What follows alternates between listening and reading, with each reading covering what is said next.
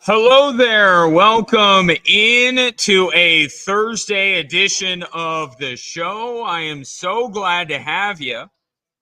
Whether you're listening on your radio, streaming this show online at extrasports1300.com, or you've downloaded the new Extra Sports 1300 app, brought to you by Diversus Health, mental health and well-being for all. Little bit of a different setup over the course of the next 2 days, and I am very excited about it. I've been talking about it the last couple of days on the show. I am not in Colorado Springs, although I have DJ Michaels holding down the entire fort there back in Colorado Springs. I am in Las Vegas, Nevada, which, if you know anything about me, you know that I am a big fan of this city. Huge fan of this city.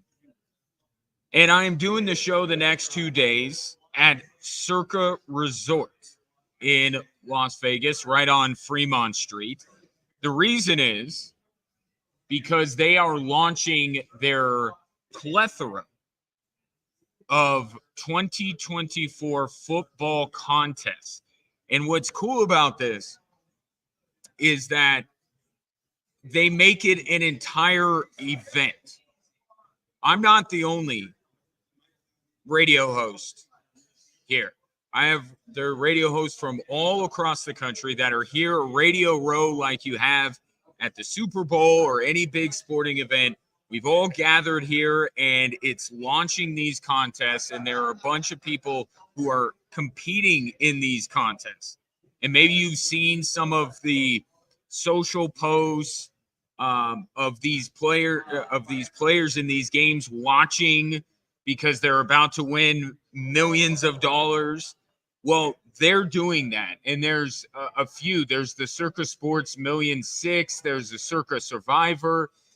So they got a lot of stuff going on, and they make it a whole weekend, and it's awesome. And they invite schmucks like me out to be a part of it, and I am eternally grateful to them and the fine folks at Extra Sports 1300 in Cumulus, Colorado Springs, for allowing me to come out and be a part of this. But I should thank DJ most of all, because without him, I would not be able to do this. So that will be the backdrop for the next couple of days. So really getting into the spirit of the football season beginning. And to that end, I will have Jamie Pelleggi from Circa on to talk about some of the NFL odds. As you might recall, the Broncos made some news in recent days, and I'm curious, when a sports book has something like that happen, have they seen money come in on the Denver Broncos one way or another? And how closely do they monitor the Broncos quarterbacking situation and adjust accordingly? So Jamie Pelleggi is going to join me here in probably about 10 minutes. He's going to stop by. It won't be a long trip because he's milling around. So let's see. 719-247-1313. The text phone line still applies for today's show if you would like to give your thoughts on any of the day's topics. Gotta get into this CU story. Oh, boy. File this under there are no bad ideas, but maybe there are when it comes to NIL. But first, Bo Nix named the starter for the Denver Broncos. And look, we've been through a lot of reasons, like why Bo Nix? Why now? Why, Broncos centric, right? Because that's what matters most. But I mentioned yesterday on this show, there's another very important aspect to this, and it has to do with Sean Payton. And the fact that Sean Payton is staking this second act of his coaching career to a rookie. 61 career starts or not in college, he's staking it on a rookie. And I have seen over the last couple of days, I heard Dan Patrick talking about this morning. A lot of people are wondering why. Why? Not why was Bo Nix necessarily named the starter, because they have eyes just like you and I do, and we see that Bo Nix is clearly the best quarterback option for the Denver Broncos. But why someone like Sean Payton? Right? You think of the Sean Paytons, the Bill Belichick's, the Andy Reids. Now, they're all to different levels, but the idea that a successful NFL head coach would stake an all so important second act of his coaching career, and we've seen what it's done for Andy Reid. Andy Reid went from being a very good coach that could never win the big one to now people want to make the argument that he's on the same level as Bill Belichick. And when it comes to Sean Payton, I truly believe that what he did in New Orleans is not alone enough to get him into the Pro Football Hall of Fame. Mike Shanahan has 2 Super Bowls and is not yet in the Pro Football Hall of Fame. So I think there's a lot riding for Sean Payton on this. So I keep hearing people asking, the question, like, why? Why is he doing this with a rookie quarterback? And the answer is quite simple. I know in this business, we like to really dig deep and come up with some profound reason. The reason is because he believes he can. He believes he can. He took a quarterback that many people wrote off because of an injury. And we can look back and say maybe that was a rash conclusion we all came to. That maybe Drew Brees would have been able to make something of his career, and he was able to win a Super Bowl with him. At the latter stages of his New Orleans career, he had Jameis Winston and Taysom Hill looking like not the worst quarterbacks, actually quite capable. The reason why Sean Payton is staking this second act of his career on a rookie is because he believes he can. Before he even gets to Bo Nix, he believes he can. He said yesterday when he announced that Bo Nix was going to be the starter, that they set out to address the quarterback position, which they knew they had to after the Russell Wilson stuff. They wanted to go take it a 3-pronged approach. They wanted to go in the draft. They wanted to make trades. They wanted to go into free agency. And Sean Payton wanted to bring all of these quarterbacks from different walks of life, if you will, bring them all in, coach them all up, and decide who is going to be his starting quarterback. He called them his orphan dogs. But he's starting Bo Nix because he believes he's going to have success with any of them. You and I can debate, whether the Broncos would ultimately be more successful with Zach Wilson or Jared Stidham or Bo Nix. For Sean Payton, I think he went into this whole process saying, I can win with any one of them. Does that sound brash? Does that reek of ego? Of course it does. Because Sean Payton has a massive ego. He believes he can win with any one of these 3 quarterbacks. So I don't even know that he felt. I know he drafted Bo Nix with the idea of making him the starter. I know he did that. But I think some part of him was like, if he's not the guy, then he's not the guy. Oh, well. I think he believed he would be the guy.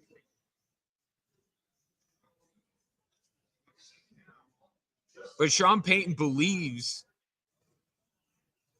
that he's going to make this happen, or else he wouldn't have I know some of this coming back to Denver is just the itch, right? The itch to get coaching. We're going to see Bill Belichick. And if there's anybody that you're like, you have nothing left to prove or very little left to prove, it's Bill Belichick. But we're going to see him again.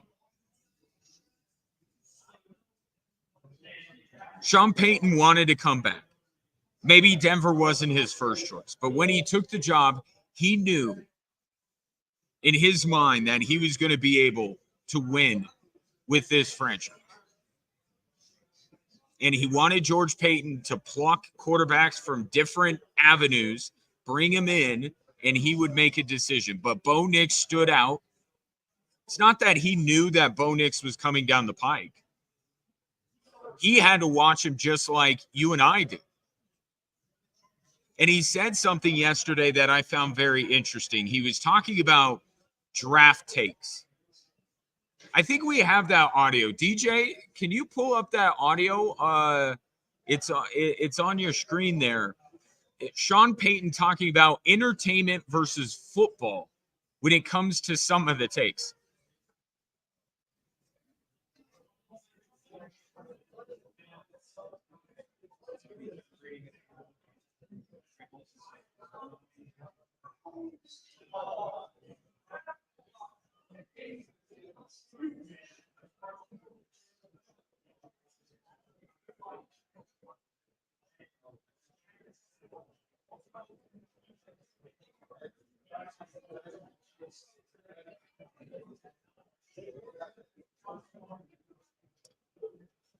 And that's him saying, don't limit Bo Nix to just being my guy or a system quarterback, my system quarterback. Sean Payton believes that Bo Nix would work for a lot of teams, right? It went into this whole thing where he told Diana Rossini and Chase Daniel the other day on the Athletic podcast that he was on, that he was worried that other teams were going to take him. Again, all of this you could disagree with, but this is what Sean Payton was thinking. I think other people, he said, he turned to George Payton and he said, I don't think we're the only ones seeing it this way. There was a realization that Sean Payton had. I don't know what he felt about Bo Nix going into the process, but I promise you, Bo Nix did a lot to change his mind. And then that's what led to, I think the Broncos would have taken a quarterback regardless in the draft, but they took Bo Nix because of what Sean Payton saw. And that's Sean Payton saying, the stuff you've heard about Bo Nix, people get labeled, people get stereotyped, people get put in boxes, and then they just stay there. Because some of the people that are making these claims don't watch these guys on a weekly basis. Maybe they saw him at Auburn, made their decision about him. Thought about other Oregon quarterbacks like Marcus Mariota and said, it's just the Oregon system. And Sean Payton is essentially saying, I watched this guy. I watched this guy and my mind was changed to not just he works for me, that he just flat out works. Pick any number of teams. He thinks Bo Nix could be successful. And that's what you're encouraged by if you're a Broncos fan, is that Sean Payton believes more in Bo Nix than just, hey, he's my guy. Like with Jameis Winston, with Taysom Hill, there was very much it's Sean Payton only. If not for Sean Payton, Jameis Winston wouldn't look capable. Taysom Hill wouldn't look like an NFL quarterback. With Bo Nix, Sean Payton saying, no, it's not the same as that. And we'll find out whether ultimately he's proven right. But yes, everything that all these national pundits are saying about Bo Nix and Sean Payton's legacy is 100% right. Sean Payton has to make this work, especially now that he's the starter. I mean, if he saw Bo Nix and he's like, yeah, I don't think he's the guy, he could have buried him, a little bit of embarrassment, a little bit of crow eating for a few weeks, and then people would move on. but he's thrown him out week 1, and he's riding with him for 17 weeks. Yeah, there's a lot riding on this for Sean Payton. But the reason why he's doing this is because he believes that he can, and he believes that Bo Nix can. 719-247-1313, just getting going on this Thursday edition of Drive Time Sports live from Circa Resort in Vegas. It will be my home for the next 2 days.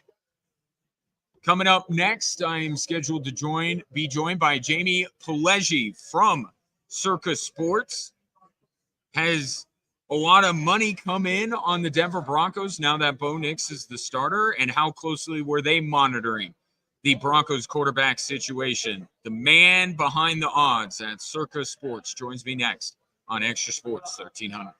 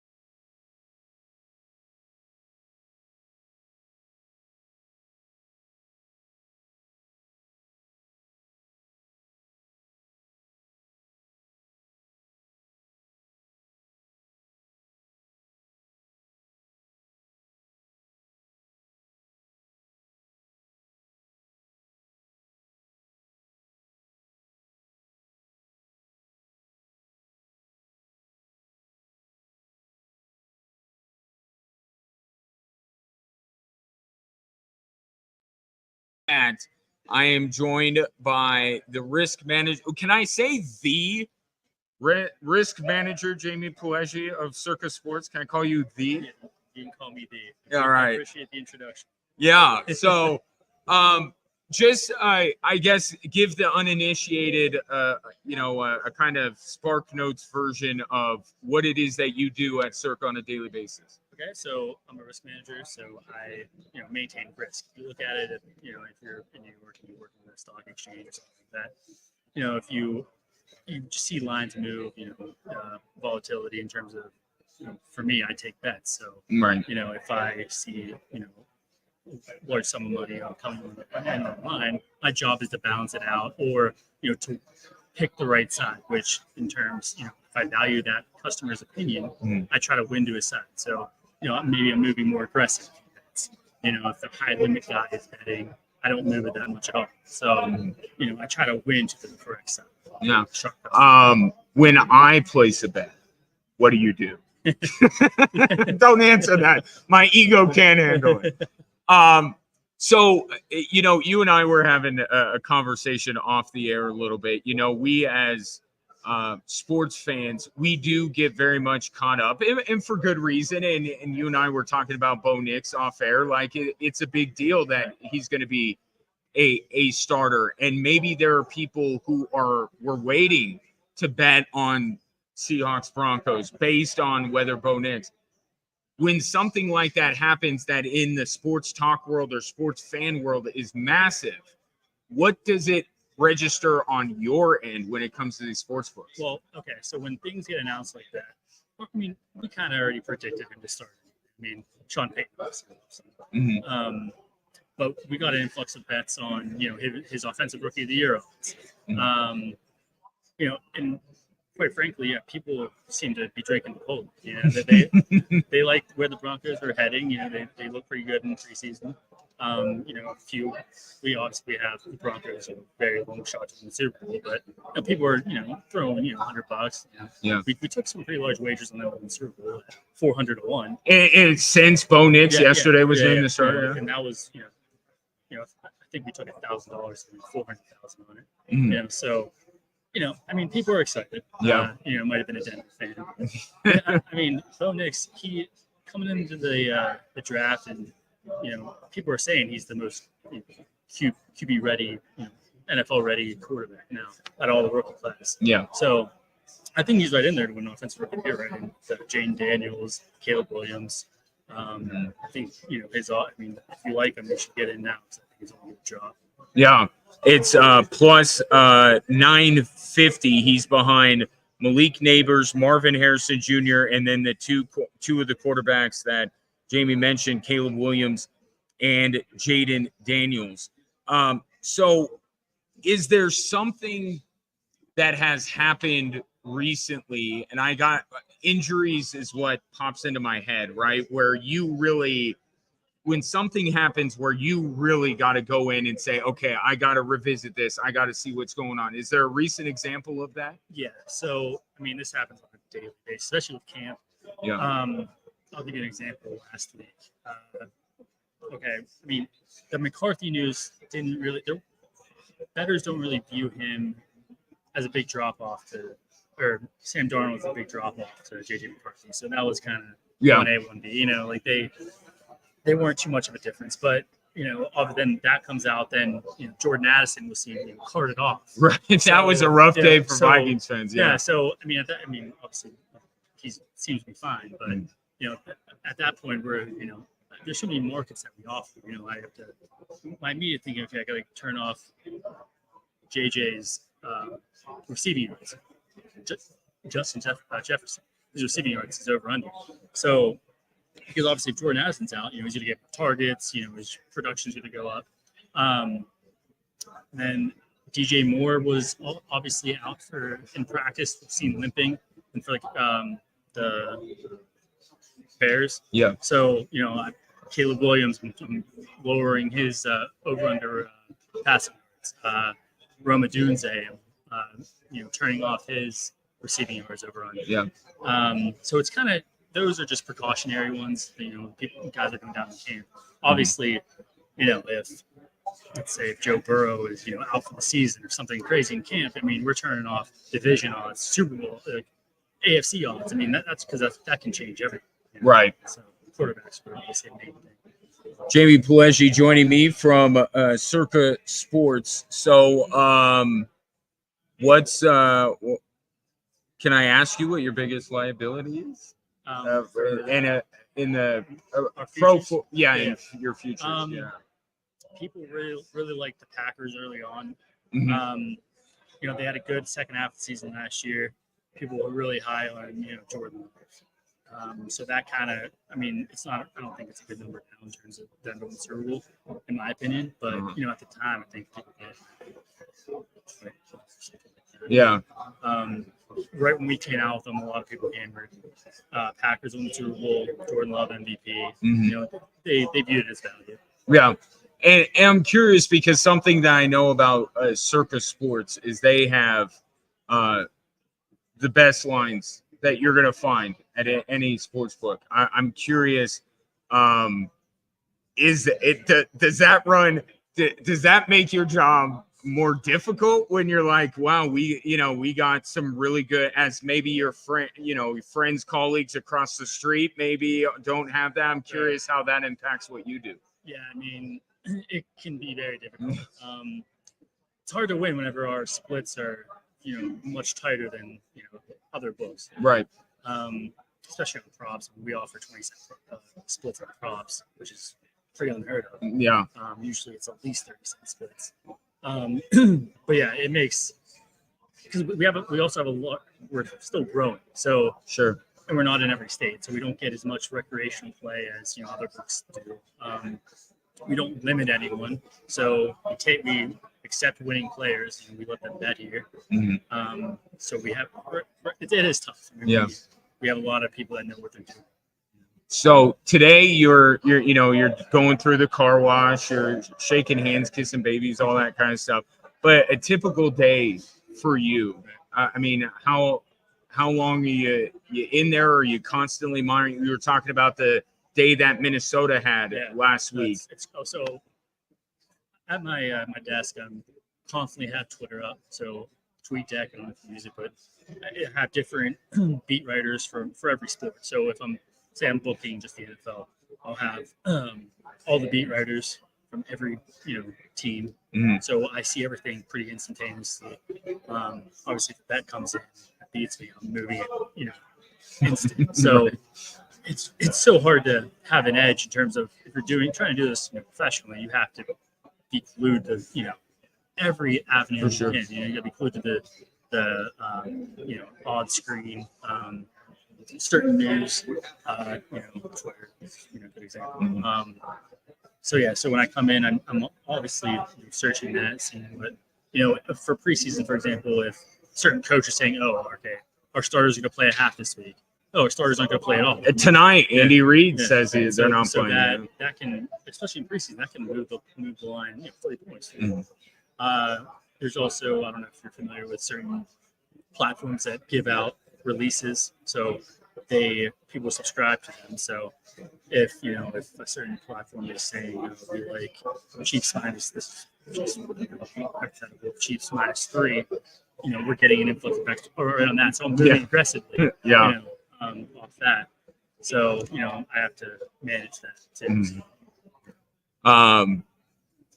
Do you how much? I don't even know.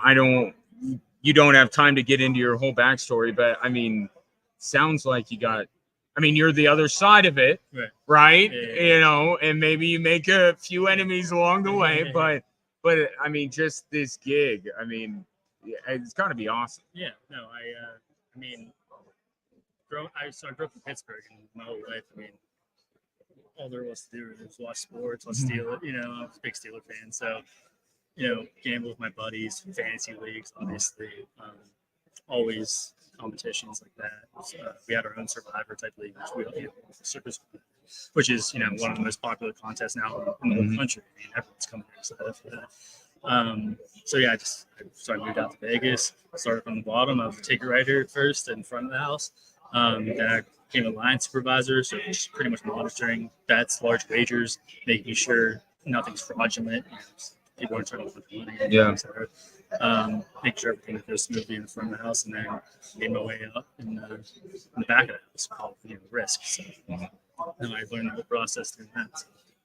Do you guys have some sort of relationship with sports leagues? We've seen these rash of suspensions and things like that in these leagues really trying to crack down. But I understand that they're getting some help from the sports books to, sniff those guys out. Yeah, we'll every once in a while we'll get an email from gaming or the people that are monitoring these type of things. Oh, this is possible fraudulent way, a trend that they saw across a bunch of different sports books that that potentially could you see that guy from the NBA that was right, John Tay Porter, yeah. Michael's brother. We know that Porter's very well out in Colorado. That's right. Yeah, so I mean, we usually get a lot of emails based off these low league soccer leagues in the middle of nowhere,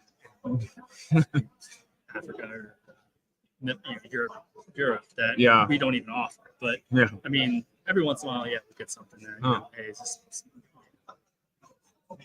making a point to be able to go monitor this or we need this guy? What is as a Chiefs fan? What is the line for tonight? Do you know off the top of your head? They have all week one stuff. We'll have to look into that. It did move in the Bears' favor because Chiefs aren't starting. Bears majority of their starters aren't starting either, but I still I think it went in the Bears' direction. When I have talked on this show or in previous years about betting on preseason, what I always look for is, and whether they're playing their starters or not is a big indication, but just like what team cares more. Like I look at a team like the Broncos and I say Sean Payton is somebody that repeatedly talks about how important this is. Is that outside of just, hey, am I going to play my starters or not? The coach investing in the preseason like a Sean Payton as opposed to a Sean McVay. Right. I mean, does that go into your thinking as well? And a lot of teams that aren't projected to do well this year, they want to see what they have. If they're a young team, they're going to play more of their starters or their projected ones more than let's say the Chiefs. Obviously, they know what they have. They don't want to risk injury. They're saving them for week one. But definitely, if a young team's preseason is a good indication. Okay, they're a good young talent team, I should say. The Bears. Yeah, Bears. When they're starting the starters, they had an unbelievable week last week. They blew out 27 minutes. But that's kind of so what I see this football preview this Saturday. What's that going to be all about? So that's going to be a panel. Mike Palm's hosting it. He's our VP here. Jeff Erickson, Willis McGahee from running back, and myself, Frank Schwab. So it's going to be just Q&A, previewing the season. I'm sure we'll talk about the contest, Circa Million, Circa Survivor. Yep. We'll, if you're out in Vegas, please come out. Be more than happy to talk to whoever after. But looking forward to it. Yeah, it'll be a lot of fun. It is from 1 to 3. It's free here in the Galaxy Ballroom at Circa Resort. Jamie, this was fun, man. Thanks for stopping by. And see, he is your enemy on a Sunday, but you can hear he is a good dude. Jamie, really appreciate it. I appreciate it. Yeah, thank you. That is Jamie Pileggi. He is the risk manager here at Circa Sports. We'll take a break. Speaking of which, a couple of the things that I think Jamie was instrumental in. What would you rather bet on?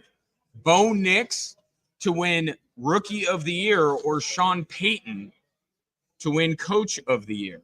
I'll discuss that next here on Extra Sports 1300.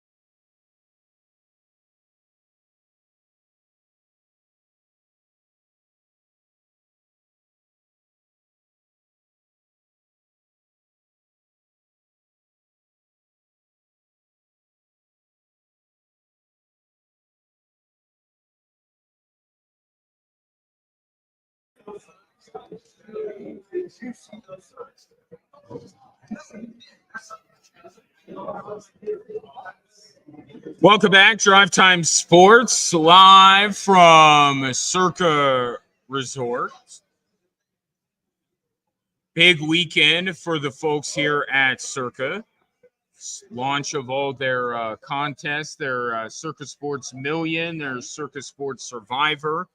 And if you're not coming out to Vegas over the next couple of days or don't already happen to be in the area, don't worry, because the Circa Sportsbook app is available to you in Colorado. You could download it now. And as I was talking with Jamie Pileggi, the risk manager here at Circa, they got the best odds. Their odds are their promos. Like, seriously, they told me this when I had meetings with them. They're like, look, go shop.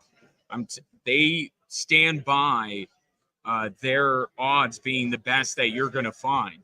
And so too late unless you're coming out this weekend, because that's kind of the thing about Circa, is that it's about that. What I've come to find out is that it's about the experience. So they want the experience of people coming out and making a whole weekend of it, and they launch these contests.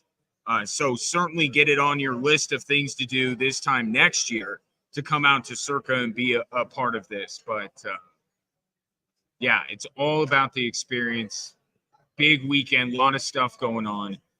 So be definitely something to check out. And I just got here and I'm already singing the praises of this event and can't wait to see what else is going on. Reminder, if you're watching this show, you can always comment there. Ryan, Ryan, this is super helpful. Like, I'll just tell you, you're being very helpful. I don't know what the hell you are saying. He says, need to turn off the auto exposure on the camera and lower it a bit to get rid of the whitewash. I don't know what any of those words mean. I set up a laptop camera. I can't even say the word correctly. And that's how I'm doing this. I don't know what I'm doing. And I'm already getting a ton of help from DJ. Maybe you could tell me, text in during the break and explain to me what all that means and how I can actually do it. I do, now that you say it, not only do I notice it, now I have a complex about it. Like, I am getting whitewashed. I don't know how to stop it. So my apologies. If you are watching on our social media platforms, I don't know where I'm doing. Ray says, wear a hat. I'm not making the whole show about how bad I look on the live stream. I'm not going to do it. I don't have a hat. Ray, you should know better than everyone else. I don't wear hats. There, I'm going to hold a notebook to my head. You guys know how sensitive I am about this stuff. I'll fix it. I have a webcam. I'll use that. I just thought the angle was weird. Can I talk about sports? Is that okay? I'm going to. So I'm perusing these futures odds that Circa has going on. And you'll forgive me if I did not, really look at what they had the Broncos as far as right now. They are plus 27,500 to win the Super Bowl. They are minus 60,000 to not win the Super Bowl. So bet accordingly. But I'm looking at these props. And I see that Bo Nix, and I mentioned in the last segment with Jamie Pileggi, that Bo Nix is behind Neighbors, Harrison, Caleb Williams, and Jaden Daniels in the Rookie of the Year odds. He is at plus, as I have lost my page, there I am, plus 950. And then I go down to Coach of the Year, And Sean Payton is plus 3,000. Plus 3,000. And I was talking about with Jamie and Aaron from Circa during the break. Like, I think when you consider the payout, if you had to choose one, wouldn't you choose Sean Payton? I understand, like, and Jamie brought up D'Amico Ryans. D'Amico Ryans didn't win Coach of the Year last year, and that was an amazing story, right? C.J. Stroud won Rookie of the Year. But C.J. Stroud had a historical rookie year. If C.J. Stroud was just pretty good as a rookie quarterback, and the Houston Texans made the playoffs, I think D'Amico Ryans could have won Coach of the Year. So I look at Bo Nix and I say, if he hits, then a lot of people are going to be,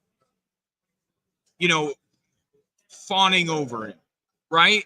And for good reason. If he plays extremely well, then he's going to get a lot of people, a lot of love, and some people will start to throw him in to the Rookie of the Year vote. Right now, I don't think he's seriously being considered, but we're not even to the season yet. But let's say that Bo Nix is good, not great. He is solid. He's not C.J. Stroud. But yet the Denver Broncos, in a year where the Chargers and Raiders are in some transition, if the Broncos contend for the playoffs, and again, this is talking about betting, these aren't my predictions. You're asking me, or I'm asking myself, Bo Nix for Rookie of the Year or Sean Payton for Coach of the Year. But let's say the Broncos are just in the playoff mix, but Bo Nix is not lighting the world on fire. Wouldn't you rather have a ticket for Sean Payton plus 3,000 than Bo Nix plus 950? Getting back to the first segment, I'm talking about how Sean Payton is putting not only the second act of his coaching career on the shoulders of a rookie quarterback, I think it's his candidacy for the Hall of Fame. So if everybody's saying, well, he's putting his neck out there, he's gambling on this, if he hits, being that I am in Vegas, want to use a gambling term, if he hits on this bet, you don't think Sean Payton is going to be on the short list? Neither one would be my pick. But if you gave me one or the other, I think Sean Payton is going to get a ton of credit, whereas D'Amico Ryans got almost zero credit for the year that C.J. Stroud had. If I had to pick one, Sean Payton plus 3,000 sounds more appetizing to me than Bo Nix plus 950. And there is a bit of history that goes against Bo Nix. Quarterbacks don't win Rookie of the Year, right? And there's a lot of reasons for it. A lot of them don't start right away. But I think winning is very much tied to quarterbacks. Whereas if you're a wide receiver, you're not really being held to a standard of you got to win games. Right? So even if Bo Nix does win a fair amount this year, if Marvin Harrison or Malik Neighbors, certainly more Harrison than Neighbors, I would think, goes crazy and has a great year, and the Cardinals stink, it's not going to affect Marvin Harrison one bit.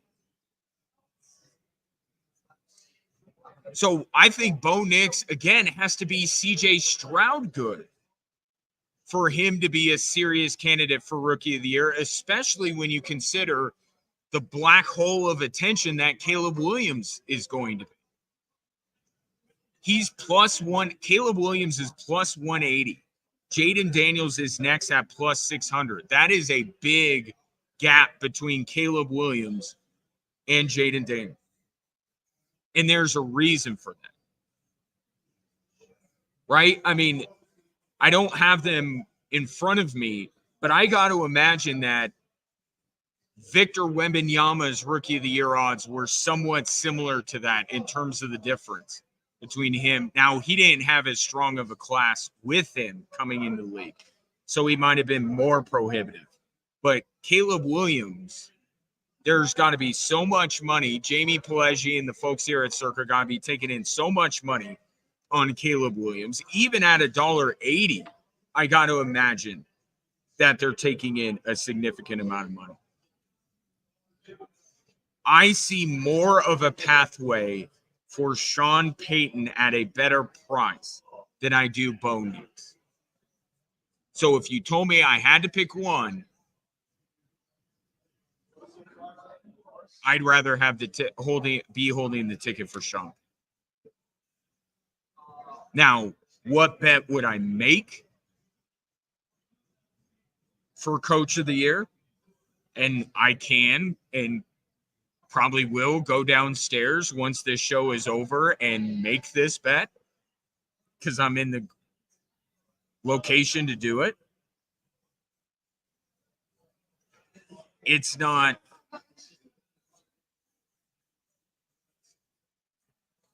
I think we might. The easy answer would be Eberflus, right? But if Caleb Williams has a better chance of doing something like CJ Stroud did, then the same thing's going to apply. A defensive head coach that's going to get no credit for how good Caleb Williams is. Matt Eberflus is the favorite. I wouldn't go that way. I would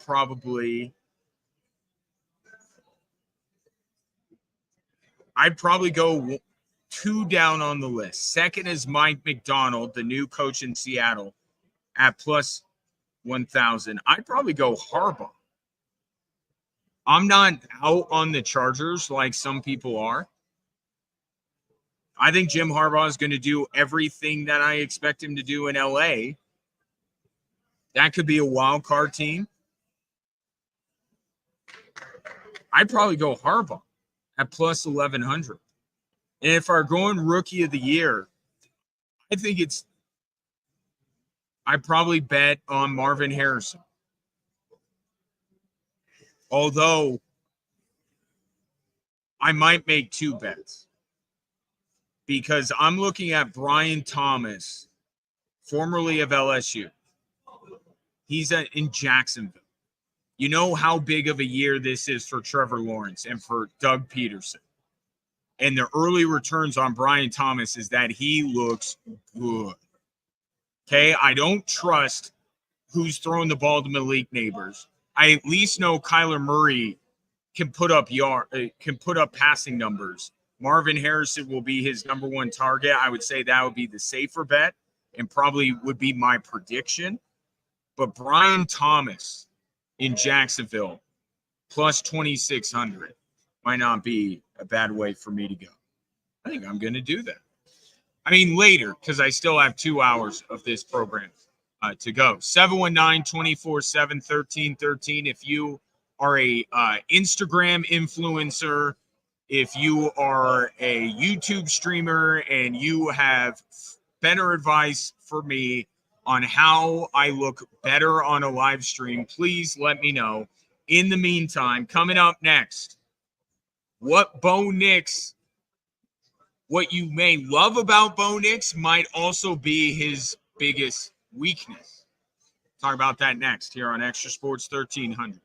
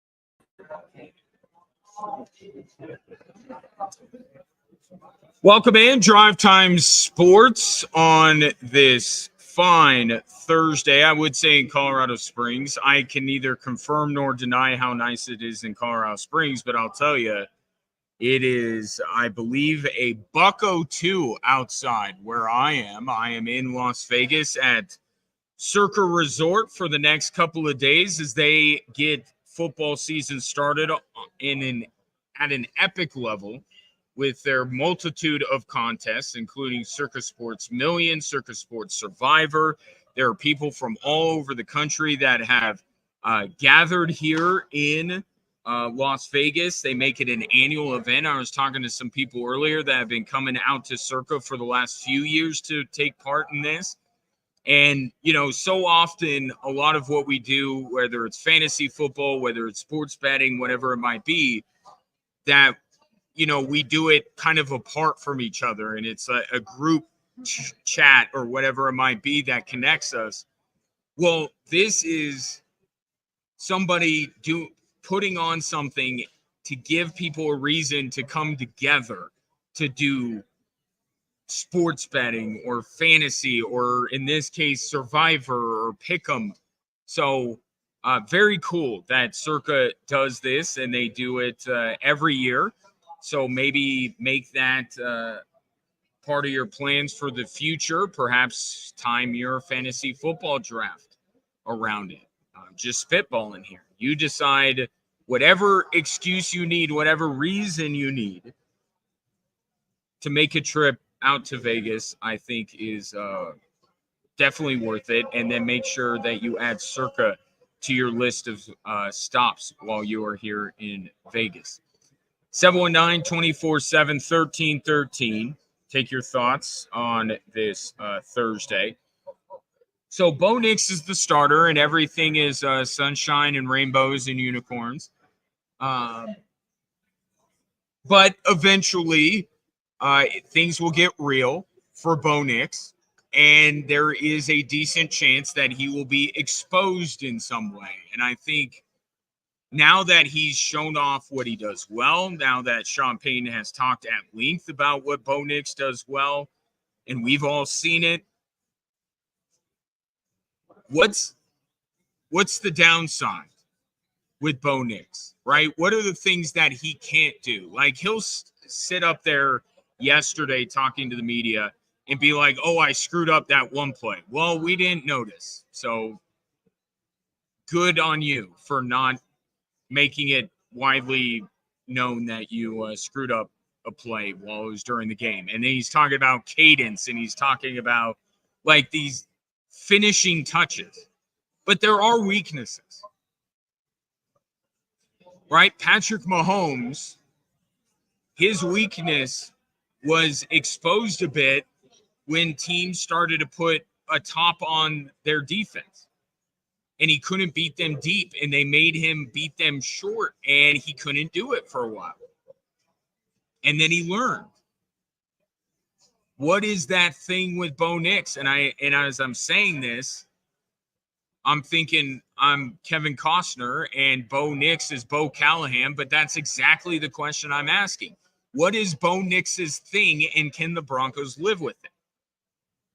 I think I know what that is. Here's Sean Payton, DJ, if we have this audio. It's Sean Payton talking about what Bo Nix needs to improve upon.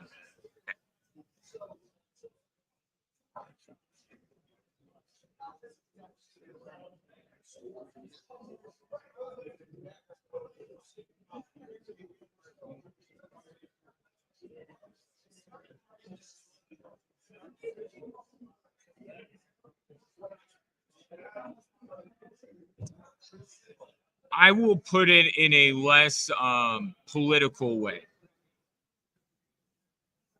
Bo Nix panics. That's what Sean Payton is talking about.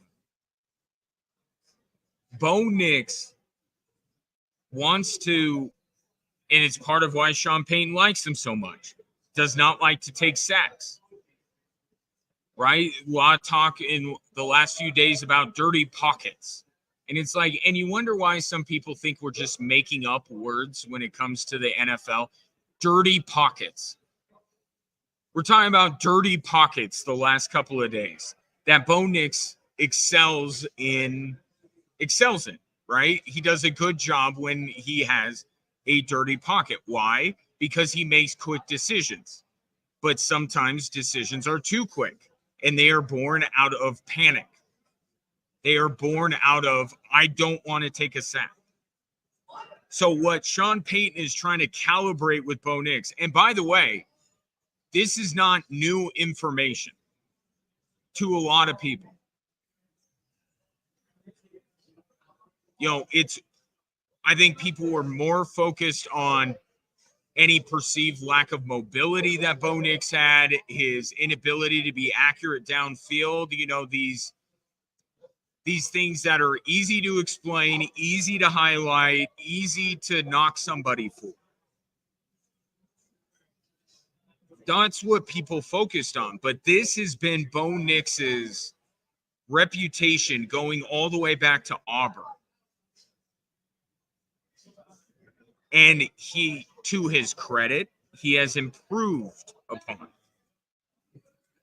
And the hope is in Denver that with Sean Payton's tutelage, he'll be able to further continue on. But that's what you just heard is Sean Payton saying Bo Nix can panic. Bo Nix can get in a rush. Maybe you don't want to be alarmist and say panic. I'm going to call it panic because that's what it is. But he rushes or he's quick to decisions. You can even frame it in the way that you frame your weaknesses in a job interview. Like Bo Nix's weakness is that he thinks too quickly. He is too quick on his feet. Doesn't that sound like an answer you would give a job interviewer? Back when we thought that impressed job interviewers? It doesn't. They see right through it. Don't take a real weakness and turn it into a strength. I care too much. I am too invested in my job. Bo Nix thinks too quickly. He panics. He rushes things. And at Oregon, and especially at Auburn, it caused him to turn the football over.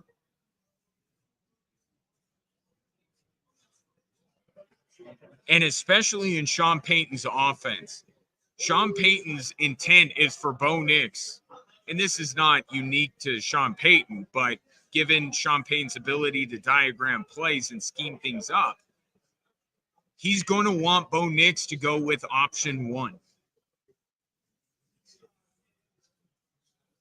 Because if he goes out of his first read too quickly and moves on, then the play has less likelihood of success and a higher likelihood that a bad decision is made with the football or Bo Nix forces it, and that's when interceptions happen. Today was coordinator day at Dove Valley, so we don't have any more insight into whether Bo Nix will play on Sunday. But whether it is Sunday or whether it is the Seattle game, that is at the top of my list in things to watch from Bo Nix. I want to see all the good stuff. I want to see the mobility, the ability to keep plays alive, looking upfield, all of that good stuff that Bo Nix has done over the last couple of weeks. You want to see him continue it in a real game. But now maybe there's the weakness you're looking for. There's the thing that if things go sideways for the Broncos early on in the season, you can point to that. Bo Nix is a bit of a panicker. It's gotten better. It's gotten better from Auburn to Oregon to Denver for sure. Well, we don't know about Denver, but Auburn to Oregon, it got much better. Sean Payton's offense is going to be the type of offense where if he does it right, The turnovers should be low. And it will take advantage of his quick decision making, but it's got to be quick, but not too quick. 719-247-1313. Steve G checks in. Ryan, a miss at number 1 would have hurt Peyton's chances of getting into the Hall of Fame quickly.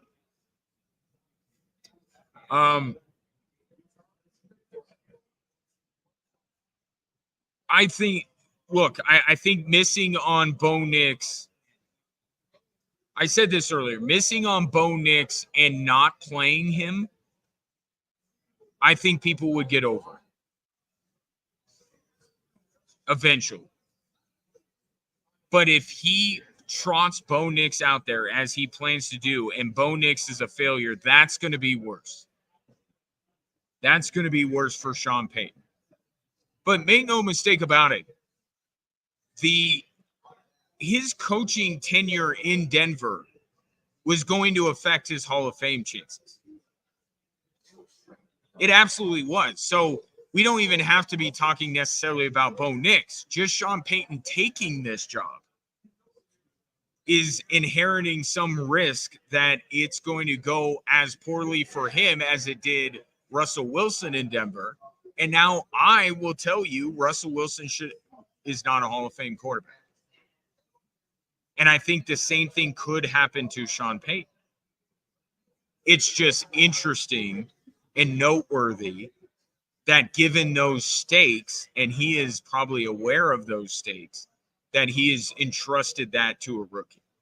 That's what's interesting about it. But just him, whether it's Denver, whether he got his dream job in LA with Justin Herbert, regardless of where he ended up, wherever he chose to coach next, would weigh heavily on him being a Hall of Famer.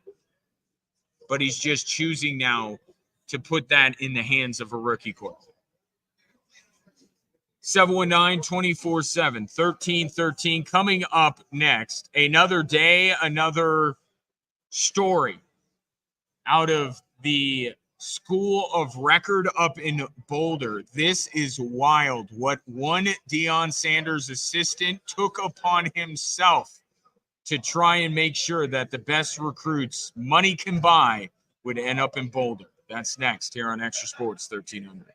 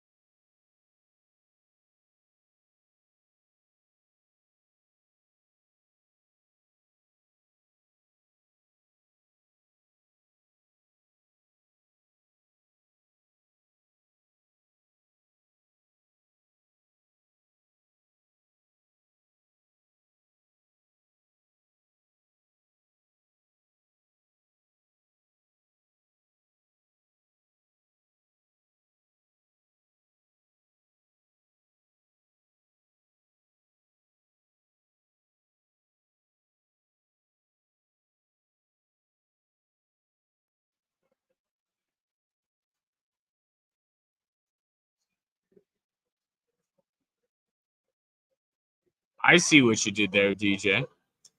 Celebrate Cyan Night with your Colorado Springs Switchbacks on Saturday, August 24th. Be there being Weiner Field, of course, starting at 6 as the first 2,000 fans will get a special edition Switchbacks clear bag provided by Widener Apartment Homes. And then after your Switchbacks take on I-25 rivals New Mexico United, stick around for an awesome fireworks display. Get your tickets for this or any of the remaining matches in 2024 for the Colorado Springs Switchbacks by going to switchbacksfc.com. Actually, you know what? I always recommend you go to switchbacksfc.com. However, I do have tickets for Saturday. And I'd love to share them with you. I mean, I can't use them. It would just be redundant.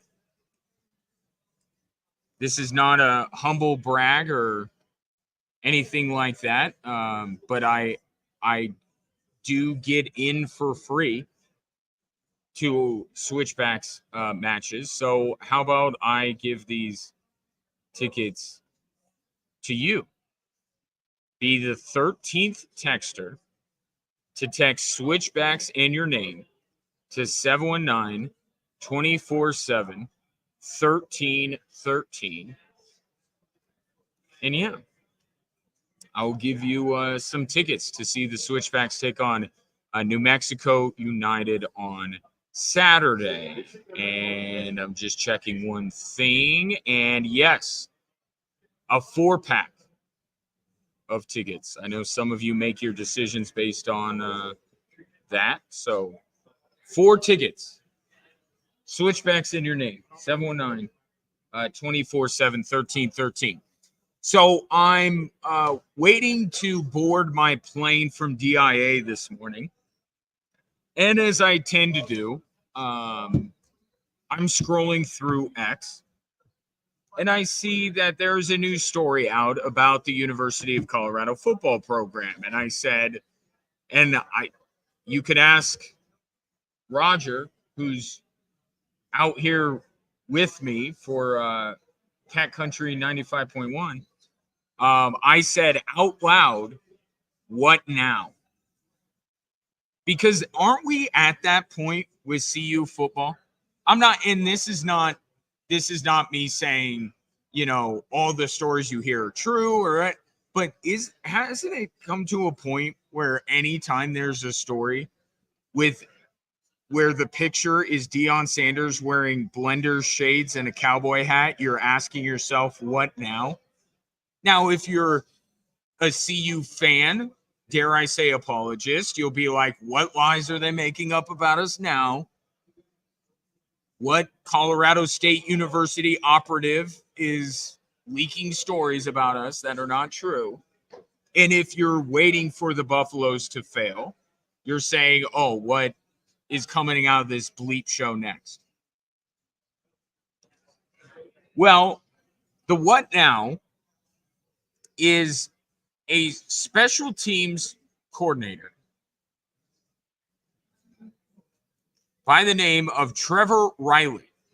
Remember that he is the special teams coordinator. That's a coaching position.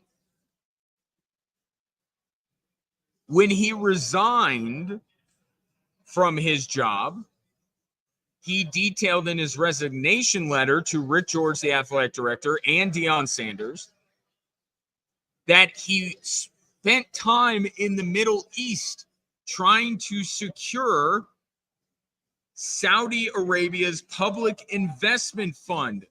You may know Saudi Arabia's public investment fund as the people who are behind Live Golf. And here's the kicker. He did it on his own. He did it on his own. He even said in his resignation letter, he took time out of his own holiday to fly to the Middle East to try and bring that money to the collective of the Colorado Buffaloes. Now, I don't have to tell you how problematic that would have been just from a public perception standpoint if CU would have accepted that money. I think the last thing that the University of Colorado needs is to have Saudi money flowing into the program. We know that private equity is getting into college athletics. That's different. This is, and just as an aside, the balance that will have to be struck is that once you allow private equity into college athletics, that you're careful not to take the next step, because the next step is taking money from the Saudis. But we're not there yet, okay? So I guess the credit that you want to give Rick George and Deion Sanders is that they did not accept the money of the Saudis. In this resignation letter, it says that I did this work. This is the special teams coordinator talking. I did this work, and you let it fall flat on its face.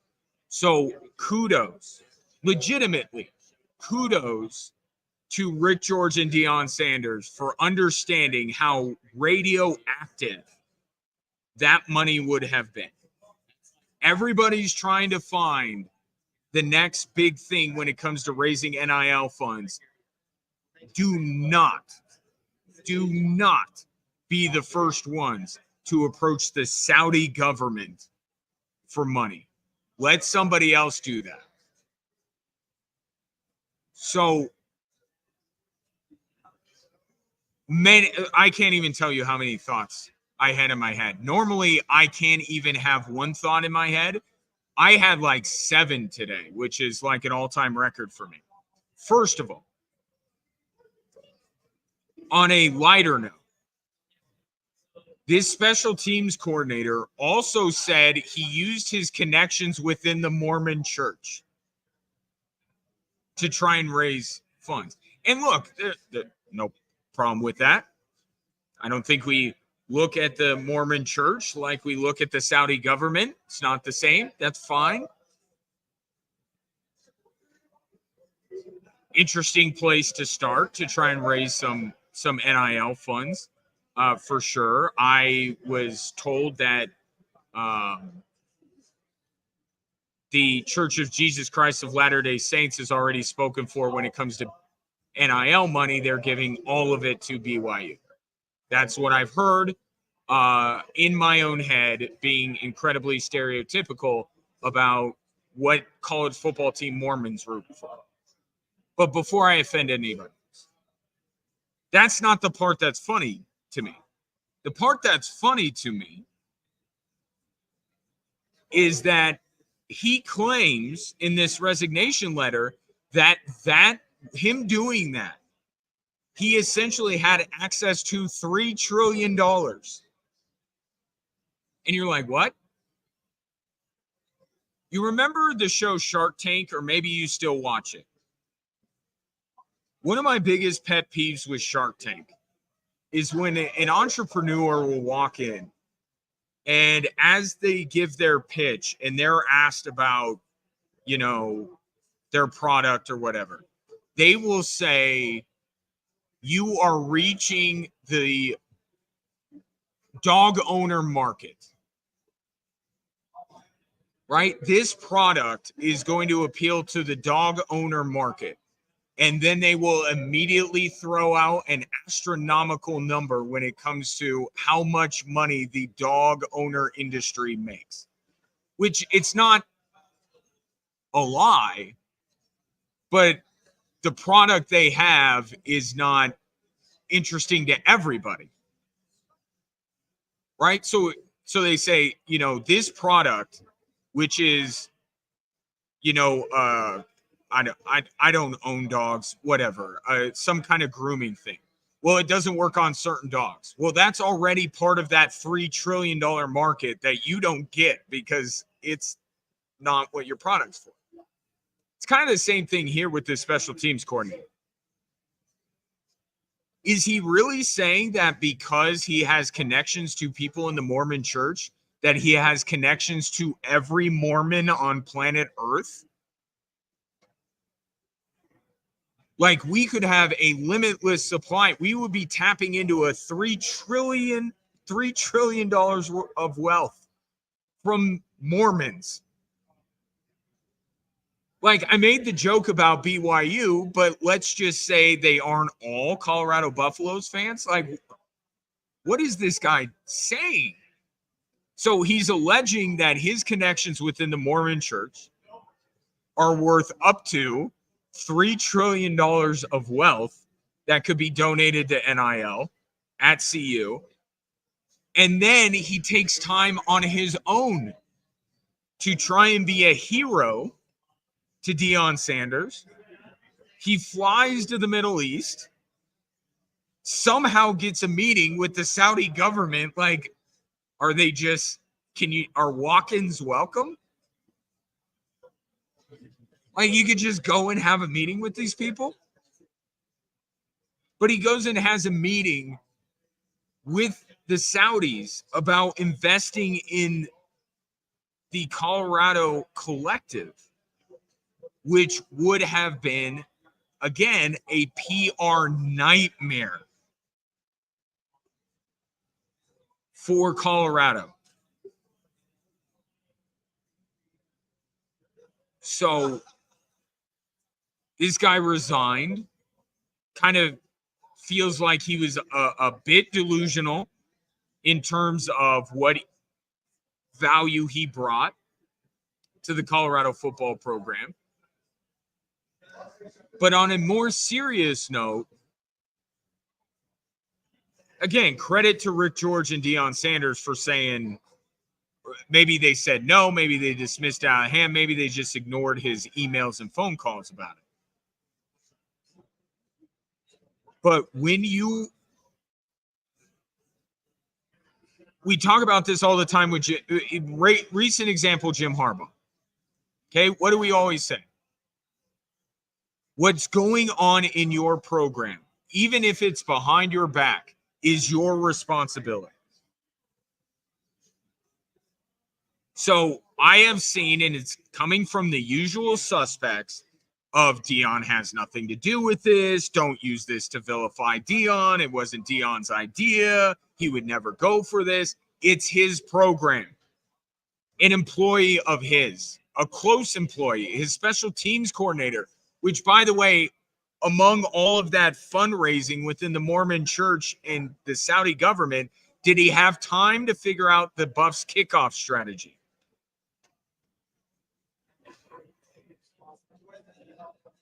But what goes on in Deion's program is a reflection of Deion Sanders. I'm sorry, you don't get to separate him and call this guy a rogue agent. Maybe he did do it without you knowing. But if you found out, and you should find out quickly, like with Jim Harbaugh and Connor Stallions, if you find out this is going on, you got to be very direct, very swift, and be like, you are not to do this. You are not to do this. It might even be a fireable offense. So I'm not here to say I'm going to give credit to Deion Sanders for not pursuing this, but it's happening in his program. That there are employees that feel like they need to go to quite possibly the ends of the earth to bring in NIL money. And many colleges are facing this same thing. But then you throw on top of it the dynamic with CU that they're trying to be trailblazers. Okay, this is not a guy coming up with a QR code on the helmet of Shedeur Sanders. This is a guy that is flying halfway around the world to meet with a group of people that the minute one penny from them ended up in Colorado football, it would be a firestorm. And I don't think that Oklahoma State is taking a meeting with the Saudi government to try and get them to invest in the NIL, or Arkansas or Alabama or Ohio State. But when you're a program that has as much pressure on it as CU does, because you are being a trailblazer, you are doing things that have never been done, or at least to a degree that have never been done. Some people are going to take this initiative and maybe take a step beyond what is okay and what is helpful to the football program. So while Deion Sanders does not, as long as he didn't buy the plane ticket and he did nip this thing in the bud, good on him. But the environment he's fostering, the type of pressure that he's bringing on this program is clearly leading some people to come up with very, very bad ideas on how to make money for the NIL. 719-247-1313. Take your thoughts on that. Get back into that topic coming up after the top of the hour. In the meantime, I don't have to tell you that if you're dealing with arthritis, that it's not good.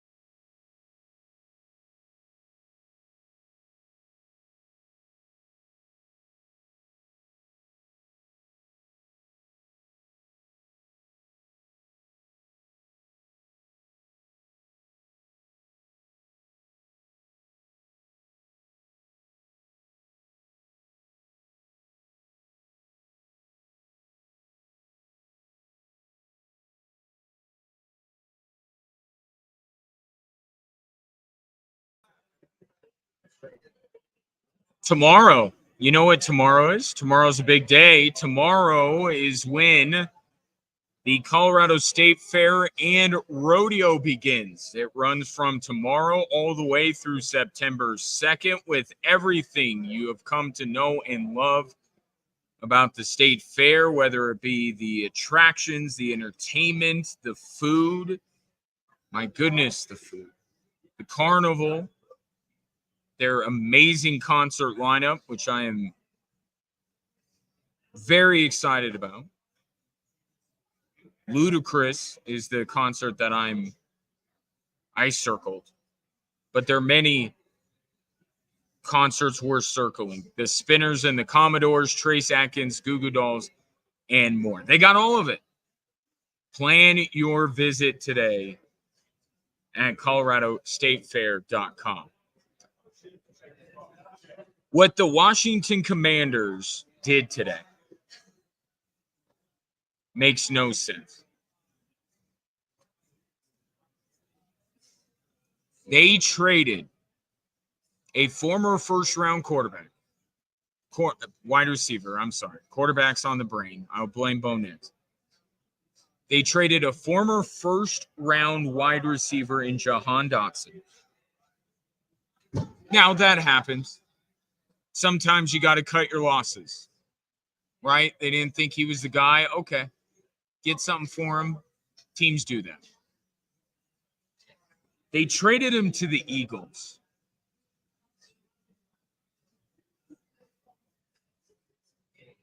In division. Now, Washington could be out on Jahan Dotson. They could be like, we're done with this guy. We're going to get nothing out of him. And still, it would be a bizarre look to send him to a rival. And now you could argue that the Philadelphia Eagles, at least on paper, at least in terms of talent, have the best wide receiving core in the NFC.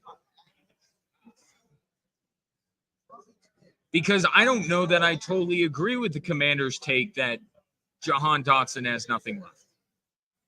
Young guy, I think you could get something from him rather than for him. And you have a young quarterback in Jaden Daniels, who you just named the starter, that even a talent like Dotson is worth keeping around for a year, isn't it? So what the Washington Commanders did makes no sense. Unless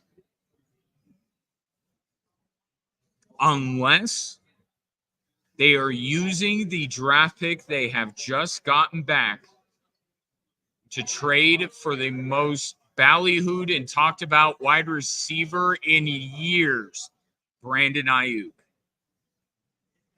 Is this Washington getting back in the Brandon Ayuk sweepstakes? Because I am looking at this and I am saying, and there's been a little bit of how should I put this? A little bit of a realization with Howie Roseman that he does tend to follow the people allege that he follows groupthink a lot. And that's why he grades out so well in drafts, is because he follows mock drafts. Therefore, the same people that do the mock drafts grade him well. I think that's minimizing what he's done as a general manager. I do. I think Howie Roseman is good at what he does.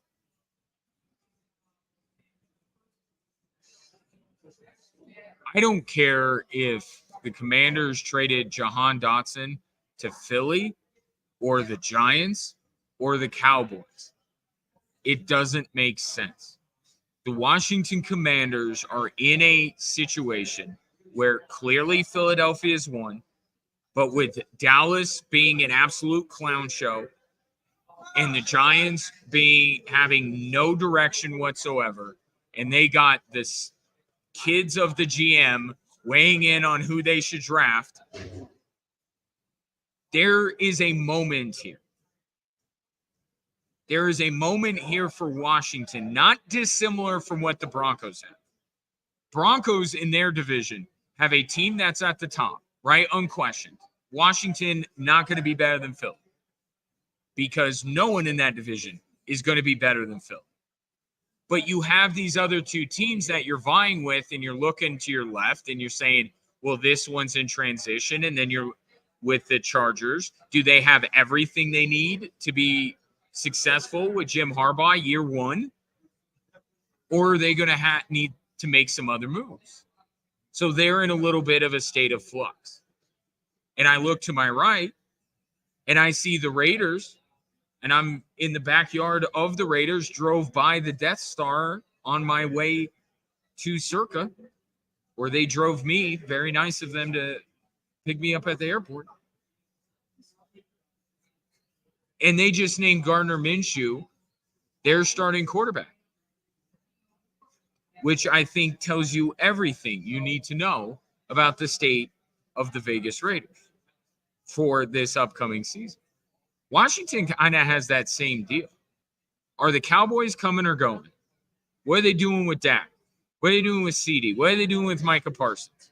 We don't know what Dallas is going to look like. Are they all in on Shador? Is that what they're doing? And then you have the Giants with Daniel Jones. They didn't take a quarterback despite clearly being completely fed up and done with Daniel Jones, but they don't take a quarterback in the draft. There is a real opportunity here for the Washington Commanders, who have more in common with the Broncos than just what I laid out: new ownership, deep-pocketed ownership, young quarterback, all that kind of stuff, to really seize the opportunity to be the also-ran, be the second fiddle, which in the NFC could get you on the cusp of the playoff race, right? You be on the outskirts of it. So why would Washington give up on a talented player like Jahan Dotson and just give him to Philly? Perhaps you could argue it'd be worse if they gave it to Dallas or to the Giants, but it's still the same premise. You are in a division that you can kind of see where maybe you have a future, and you're just going to hand it. Even if you don't believe in Jahan Dotson, you still don't want to risk it.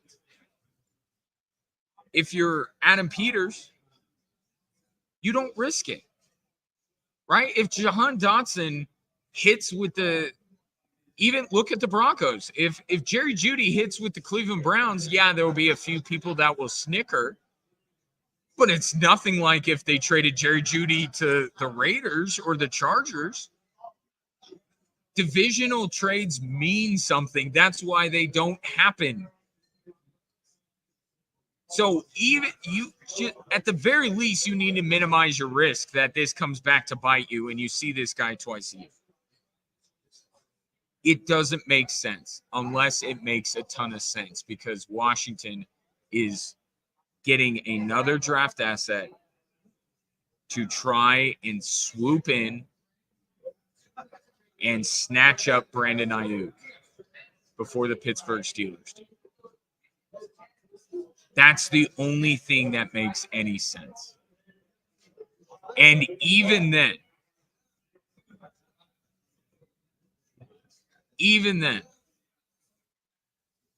they better be sure. That's all I'm saying. Washington better be sure. They better have John Lynch on record telling them that if you come back with the offer that you gave us and add a third-round pick or add a second-round pick, we will trade you Brandon Ayuk. And we know Brandon Ayuk fancies that young quarterback of theirs. That's the only thing that makes sense. And still, this is going to blow up in their faces factor is quite high. Because whether it's Washington or Pittsburgh or anyone not named the San Francisco 49ers, I seriously doubt Brandon Ayuk is playing for them. this season. Every day that goes by, I think it's more and more likely Brandon Ayuk is going to be a 49er for this year. And then they're going to part ways, and then Brandon Ayuk can sign with Pittsburgh or Washington or Denver or wherever he'd like to go. But I can't make sense of it unless the Washington Commanders are convinced that this pick helps them facilitate a deal for another better wide receiver. And what other one legitimately would there be? Don't say CeeDee Lamb. Don't say CeeDee Lamb. You know why you don't say CeeDee Lamb? Because even in Jerry Jones's infinite buffoonery, he would never trade CeeDee Lamb to the Washington Commanders. This has to be Ayuk related. It has to be. Because you just can't risk Jahan Dotson embarrassing you twice when the Philadelphia Eagles play the Washington Commanders. Can't risk it. 719-247-1313. I know I have two producers back at the studio, and I think I have managed to deeply offend both of them in one segment, which is, for me, quite an accomplishment. I said something a Steeler fan wouldn't want to hear and a Raider fan. Although, DJ, go ahead and crack a microphone. Is there anybody more down on the Raiders' chances this year than you? Thank you. Thank you. You want? Oh, by the way, while I have you, would you like me to look for a Gardner Minshew jersey for you? So I end up spending my own money, and then you will throw it in the trash in front of me, or never wear it and just make. Oh, okay. Nobody's more down on the Raiders than the biggest Raiders fan I know, DJ Michaels. But you know what? That's the kind of fan that I like, because that's the kind of fan I am. It's hard for me to do it with the Chiefs, and I'm not bragging. I'm just saying facts are facts. With my other teams, I can be very negative. And growing up, I was an extremely negative fan. So I appreciate the way you come at things with your Raiders. But yes, I've been meaning. I haven't thanked you in about 6 months for Christmas Day. I need to thank you for Christmas Day, because without Christmas Day, the Chiefs would not be going for a three-peat. So thank you. Appreciate it. I know what credit the Raiders get. I give them credit, even if you do. 719-247-1313. Take your thoughts. We'll reset things with the three stories that are driving the show. Again, Ryan Kaufman coming your way live from Circa Resort in Vegas. A huge weekend ahead as they launch their latest edition of Circa Sports Million, Circa Sports Survivor. But for you, if you're not making your way out to Vegas, definitely mark this time on your calendar next year, but download the Circa Sportsbook app and you will get the best lines out there. I promise. I've looked around for it. 719-247-1313. Back to Circa in Vegas after this.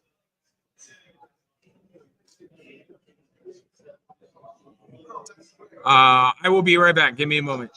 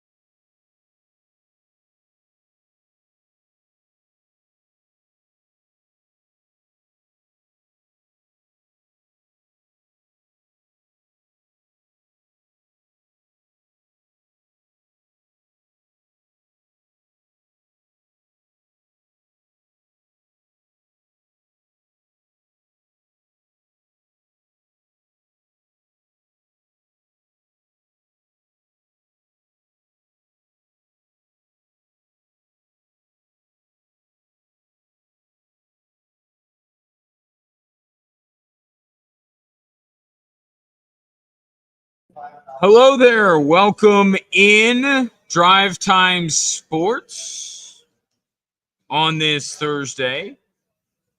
Coming to you live from Circa Resort in Las Vegas, Nevada, or as I like to call it, my happy place. Be here doing the show for the next 2 days because Circa is having a huge event this weekend to launch their season-long 2024 football contest, their Circa Million, their Circa Survivor. They're going to be Circa Survivor is the largest sports contest in the world with a grand prize of $9.2 million. That's some serious cash. And the thing about that is they have created a reality show around it. The first episode aired.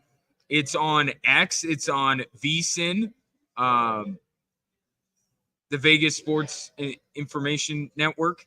Their YouTube channel, their website, their X platform. They had think about that. They're going to be following these people who are in a survivor pool, and the winner gets $9.2 million. See why they make such a big deal about it? And then there's Circa Million, which has $6 million guaranteed and 126 different ways to win. So they make a big deal out of these. If you're new to it, they make a big deal out of them. They have people come out because you can only register here at Circa, and then obviously you don't have to continue to play at Circa. You register here, and then you go home, and you're a part of it, and everything like that. But they have a bunch of their past winners and players and stuff here all weekend. They have Radio Row. I'm not the only radio station here. We got radio stations from Texas, from Arkansas, from California, other radio stations in Colorado. Yes, they do exist. It's not just this radio station. But we're all doing a Radio Row, and it's a big deal. So having fun so far. Looking forward to hitting Stadium Swim tomorrow, or at least be Stadium Swim adjacent. I don't swim, but I have been known to lay by a pool. So probably do that tomorrow, then do the show, and be a good weekend. So definitely make a note to join us out here next year for this. In the meantime, 719-247-1313 is the number. I do have state fair passes and carnival passes to give away this hour. So keep that number handy. It's also good for winning. In the meantime, let's get you the 3 stories that are driving the show.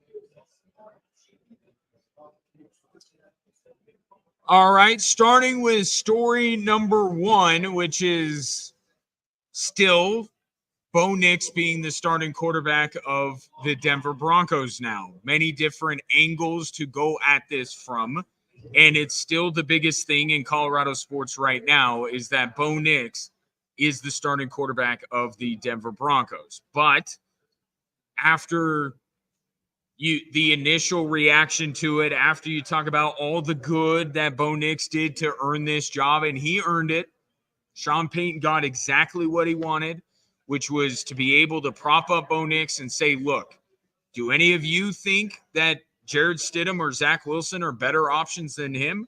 Of course you don't. He won this job. Joe Lombardi today, because it was coordinator day at Dove Valley, said that Bo earned the job. He won the job. It wasn't Zach Wilson or Jared Stidham losing it. And right now it is absolutely it's not even a honeymoon. It's the post-engagement. That's the area we're in right now with Bo Nix and Sean Payton. Just proposed. They're super excited that they're going to be doing this. But there will come a time where things get a little bit rocky. And what will be the reason for that? Because Bo Nix maybe gets a little bit too panicky. Sean Payton talked about what Bo Nix needed to improve on and said that he needed to stay with his first read a little longer. He wants to go through his progressions properly. He wants to be able to go through all of his progressions to make his decision, and that's what you like about him, that he's not caught up on his first read and staring down receivers. But there's a balance between that and moving away from the guy that the play is drawn up for in order to go with a lesser option. And this is something that Bo Nix has been a criticism of Bo Nix at Oregon, but especially at Auburn,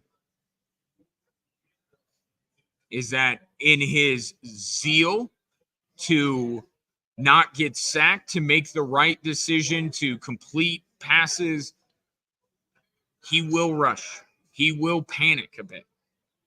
And that's what Sean Payton's trying to work on with him right now. And that's something that you can look out for when the Broncos take on Seattle in a couple of weeks. Because Seattle, in fact, it's not just Seattle. Look at their first 4 games. Seattle, then the Fighting TJ Watts, then they have the Jets and the Buccaneers. Not in that order, but they have both of them. All of those teams either have an elite pass rusher or as a team get to the quarterback. Bo Nix will have less time to go through his progressions than what he has had in the preseason. That's not a leap. You know that. Is he going to be too quick to get away from the initial read, which is the one that Sean Payton is most hoping is open, to go with some of these other reads that may not be as good options? So it's not as flashy as saying Bo Nix can't throw the deep ball or Bo Nix is not athletic. It's not as easily seen. It's not as easily highlighted, but it certainly has followed Bo Nix around throughout his collegiate career. And now here's Sean Payton not panicking over it, not saying it's the worst thing in the world, but saying, hey, that's the next area of improvement. So whether it's Sunday against Arizona, which I still don't think he should play, but if it's that or if it's 2 Sundays in Seattle, how quickly he goes away from the initial read will be something worth watching to see if that's where the cracks start to show, the struggles start to emerge from Bo Nix. And look, it's inevitable that he's going to struggle. At some point this season, it's not going to look good. That might end up being the main culprit. I'm just telling you now. Story number 2 is another,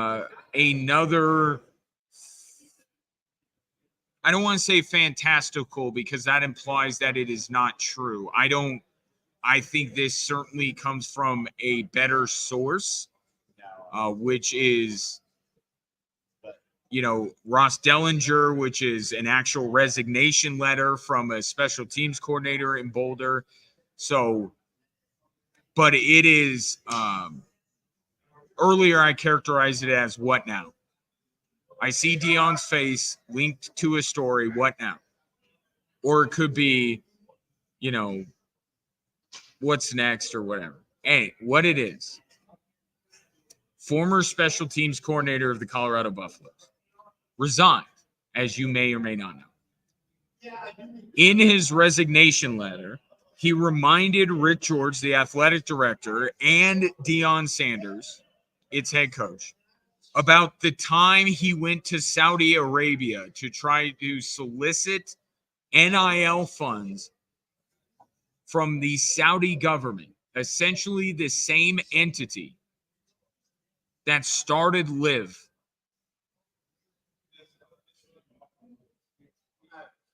That would be, I mean, you think that Shador saying that every game, every opponent thinks that this is their Super Bowl is a salacious story, is bad PR, is a bad look. If you think shutting down as a local reporter at a press conference is a bad look, could you imagine the field day the national and some local media would have if the Colorado NIL collective took money from the Saudis?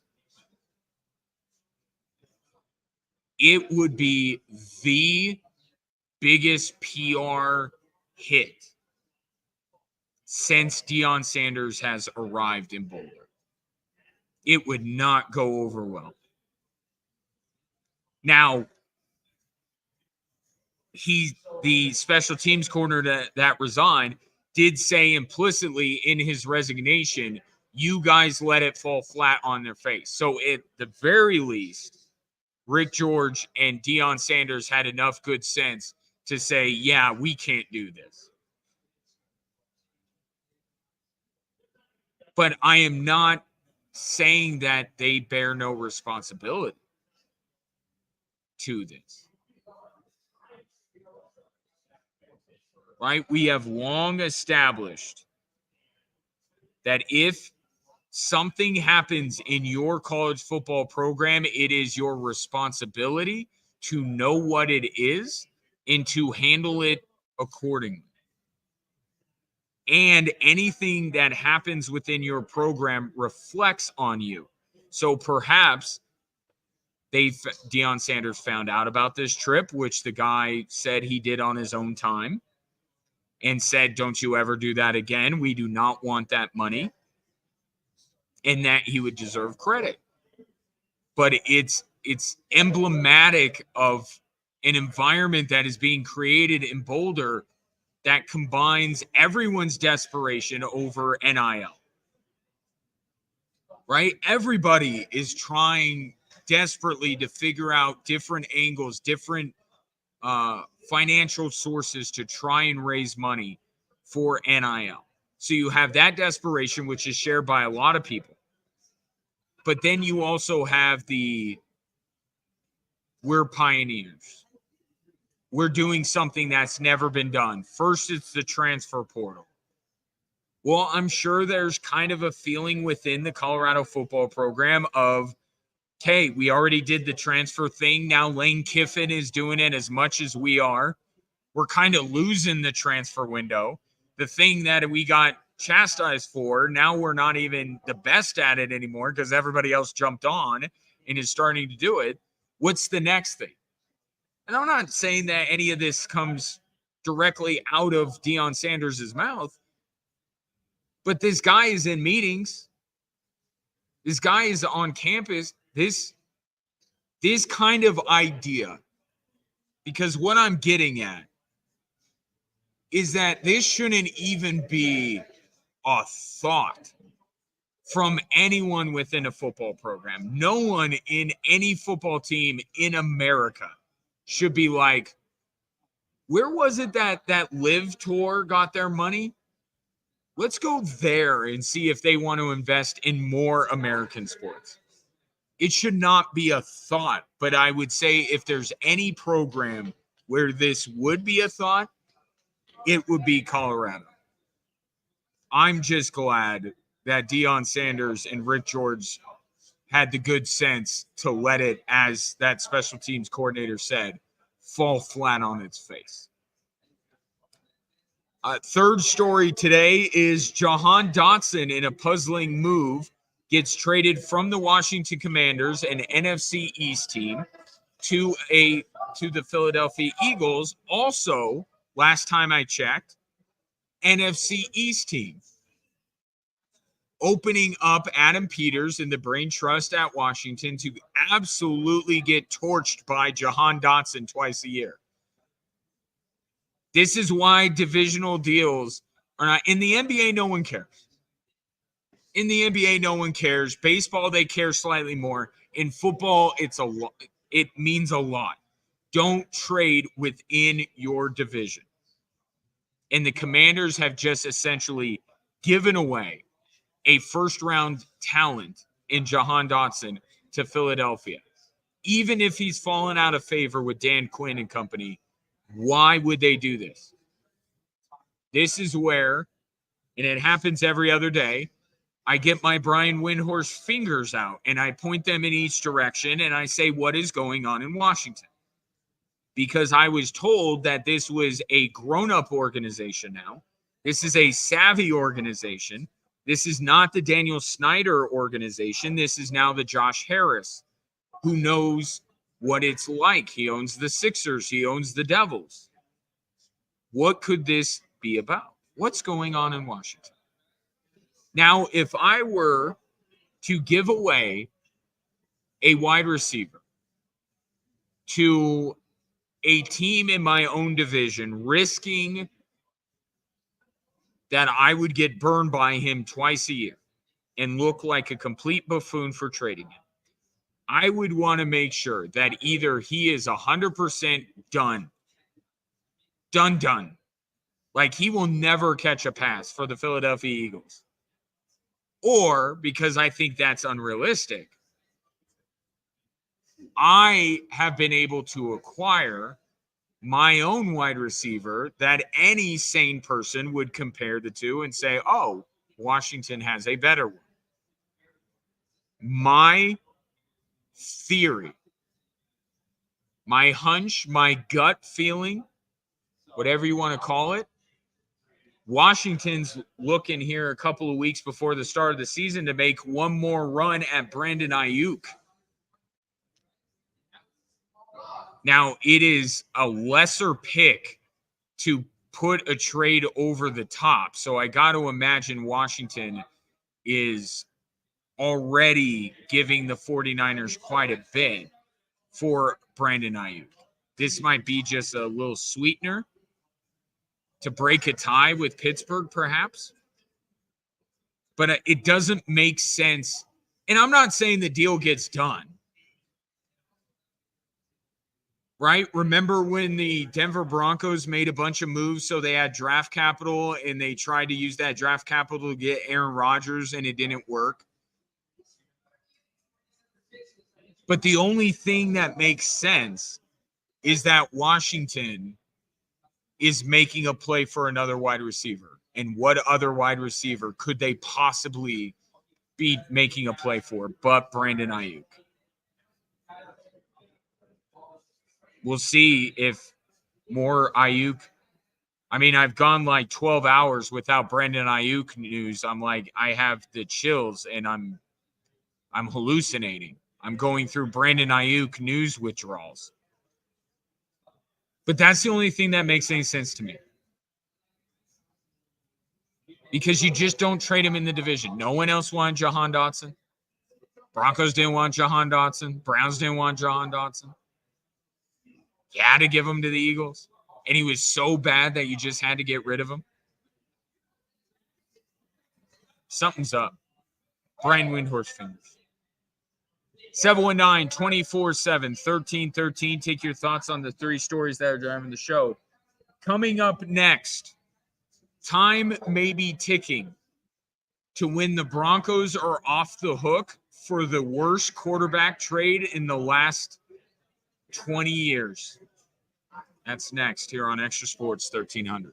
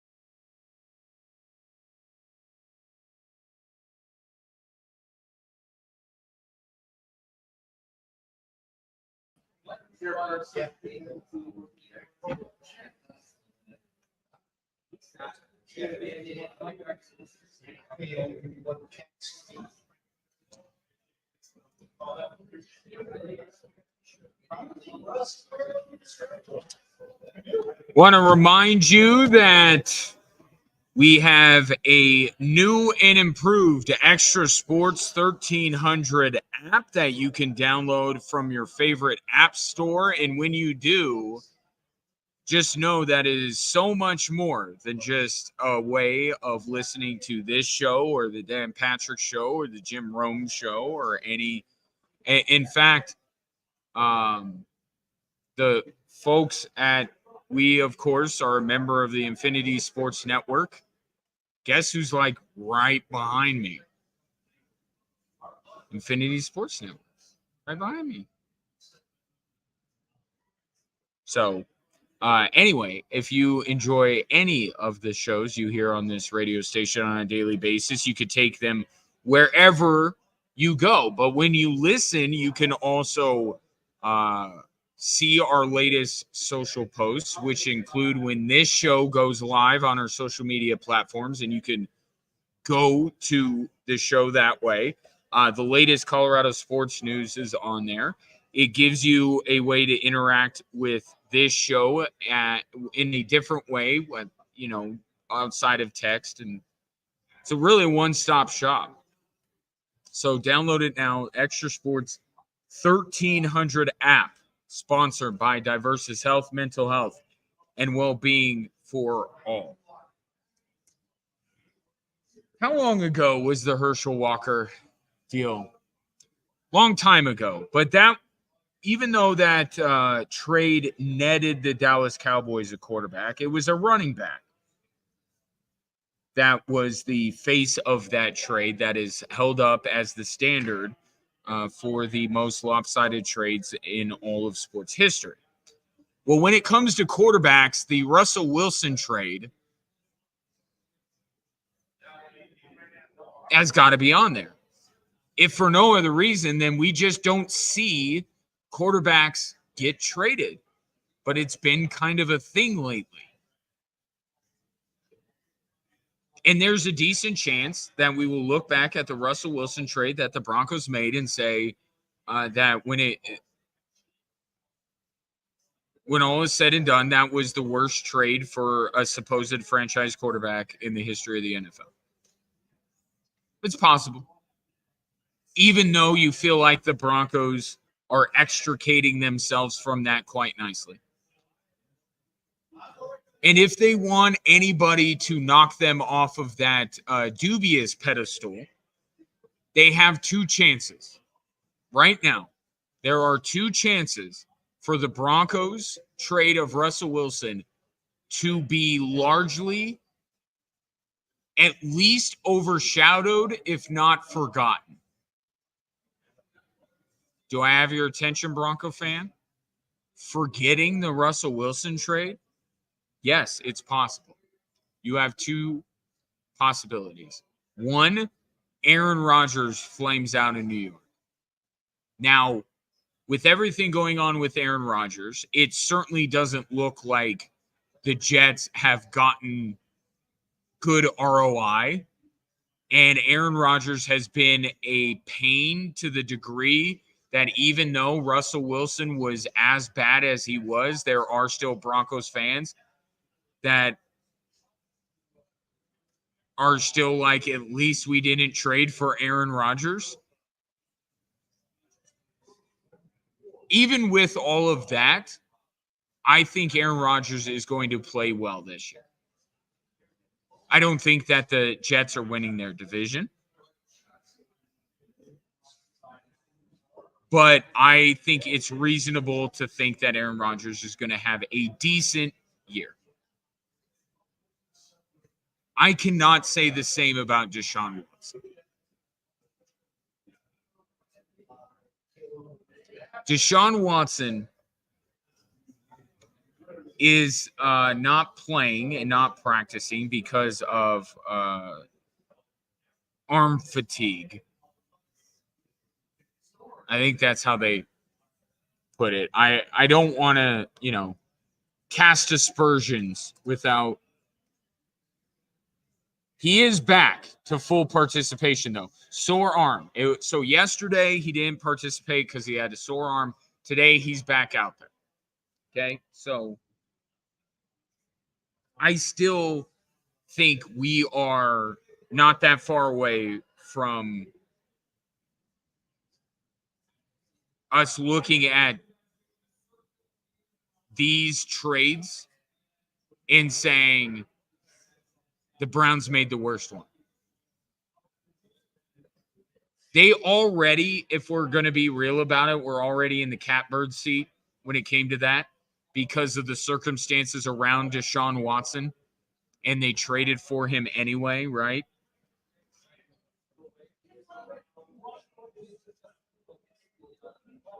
But it is, you look at what Russell Wilson did last year for the Broncos, and it is nothing to write home about. And it was a little any success that you might have thought Aaron Rodgers or Russell Wilson had last year was a fugazi, right? It was Sean Payton manufactured it.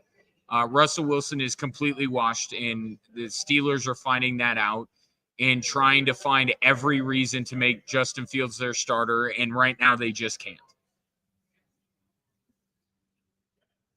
But they got something.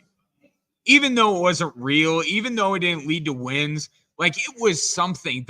The Browns have gotten nothing from Deshaun Watson and have been better without him than with him. We still don't know if the Broncos are better off without Russell Wilson. I mean, we think, we're pretty sure, but we don't know.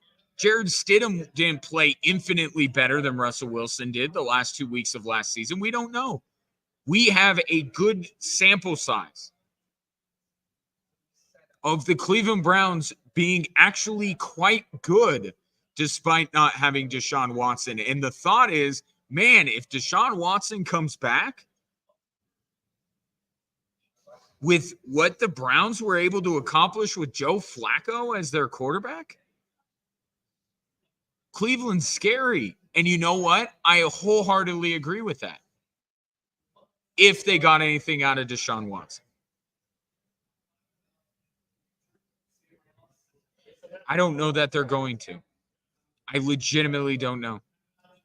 And if you're Cleveland, I know Joe Flacco is in Indianapolis, but I mean, if you're the Cleveland Browns, Deshaun Watson, how long are you willing to try and make this work?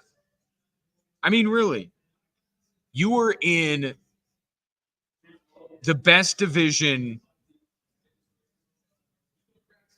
in the AFC at least. And we can bandy back and forth whether the North and the NFC or the North and the AFC are better. I guess it comes down to who do you think is better, Pittsburgh or Minnesota? Take them with their worst team and then tell you how good that division is. But you were in a dogfight in your division. And if Joe Burrow stays healthy and Lamar Jackson stays healthy, maybe you're not afraid of Pittsburgh, but that's two teams that are very scary if they're right. And you're going to, mess around with Deshaun Watson for how many weeks? How much patience will they have given what they were able to do with Joe Flacco as their quarterback? I get it. If Deshaun Watson is even 75 to 80% of what he was last time we saw him regularly on a football field for the Houston Texans, I mean, Cleveland, I'm with you. Cleveland's like sneaky Super Bowl team.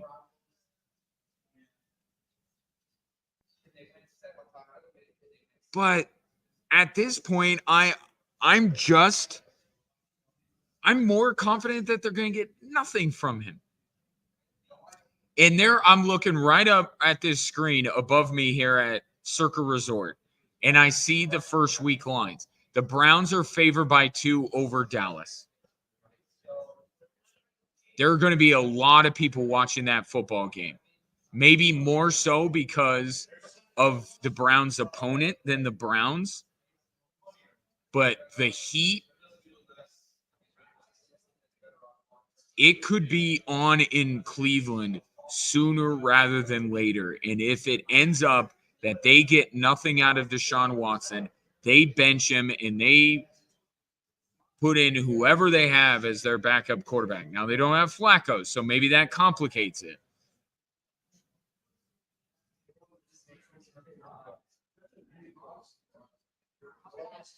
But the only thing that would save the Cleveland Browns from making the worst trade for a supposed franchise quarterback in the history of football would be if he came out and played well. Right? All this stuff around what happened in Houston and why he didn't play for a year and all that kind of stuff, that's still there. But in the end, what we care about the most is performance on the field.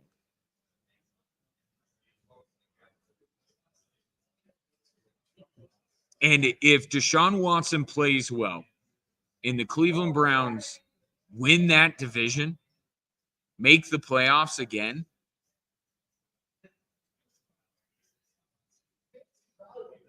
then as much as what he did was terrible and gross, and I will never become a fan of Deshaun Watson, nor would I suggest anyone become a fan of his.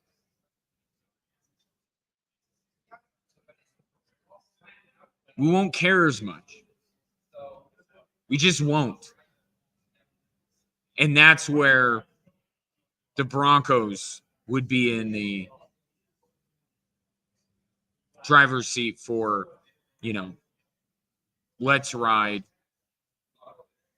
and the biggest dead cap hit in NFL history, which maybe the Browns would surpass them in that regard as well. I want to pick the Cleveland Browns to be my dark horse team. I would love to pick the Cleveland Browns as my dark horse team in the NFL. I saw what they did last year. I'm like, my gosh, if they get better than Joe Flacco,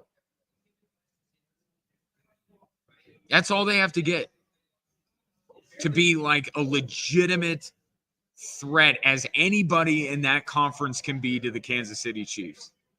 I want so badly to take them as my dark horse team. I can't.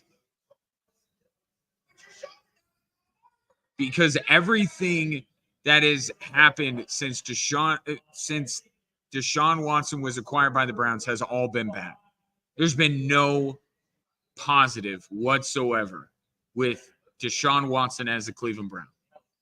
And now he's sitting out of practice for a sore because he has a sore arm. He's thrown too much. Didn't he recently miss an entire season of football and then miss more football on top of that? If there's any quarterback who you would think should not be complaining about a sore arm, because sore arm is from overuse, right? If there's anybody that should not be complaining about a sore arm, it's Deshaun Watson. He hasn't been playing NFL games for the better part of 3 seasons. It's just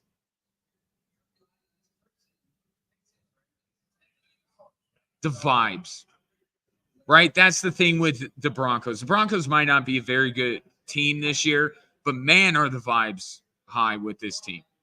People are excited. People are talking about them. And I want the Browns to be that team because I think with good quarterback play, they are scary.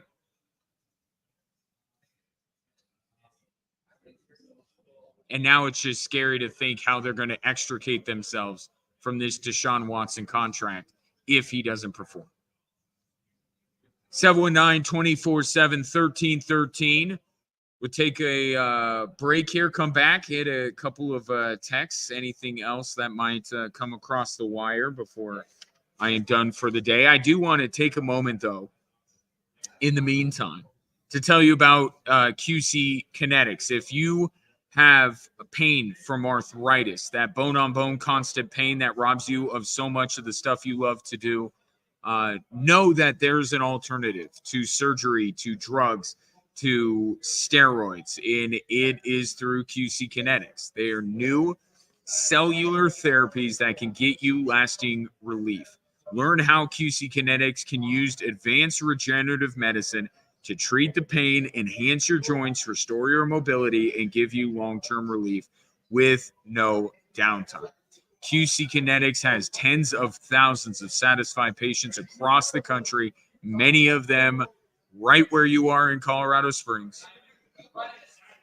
You owe it to yourself to at least free consultation, right? That's all I'm saying. I'm telling you a little bit about QC Kinetics, and I'm inviting you to take a free consultation. That's it. Then you decide. Then the ball is in their court. 719-347-1988. 719-347-1988. By the by, I think you'll like what they have to say, or else I wouldn't be urging you to go. They're located off Research Parkway on Chapel Hills Drive, and they also have locations for those of you who may live or work in Aurora, Superior, and Highlands Ranch. QC Kinetics. This is the future of medicine.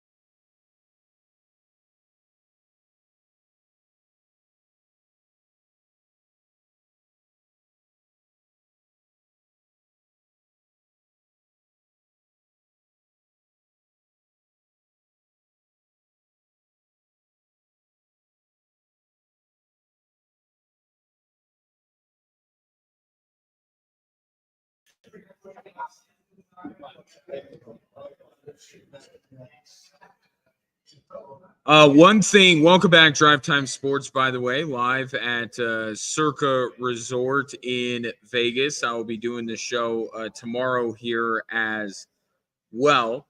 I promised earlier that I would give away state fair passes and carnival passes, and I had yet to do that. Don't worry, I did not forget, but I want to make sure that I do it right out of the break here. So, Colorado State Fair, you may have heard, is starting tomorrow down in Pueblo. It runs through September 2nd, and there is so much to do there. Free entertainment, shows, concerts, the rodeo, food, all sorts of stuff. But a big draw is the carnival. My kids went there last year, and they absolutely loved it. They had this ride that goes like, it goes in a circle, but it goes up. It like moves like the hands of a clock, right? Like think about if you were sitting on that one, either the hour or the minute hand on a clock, and it was going very fast around, like you're winding a clock. My son made me go on that ride 13 times. Had to have been. I'm not exaggerating.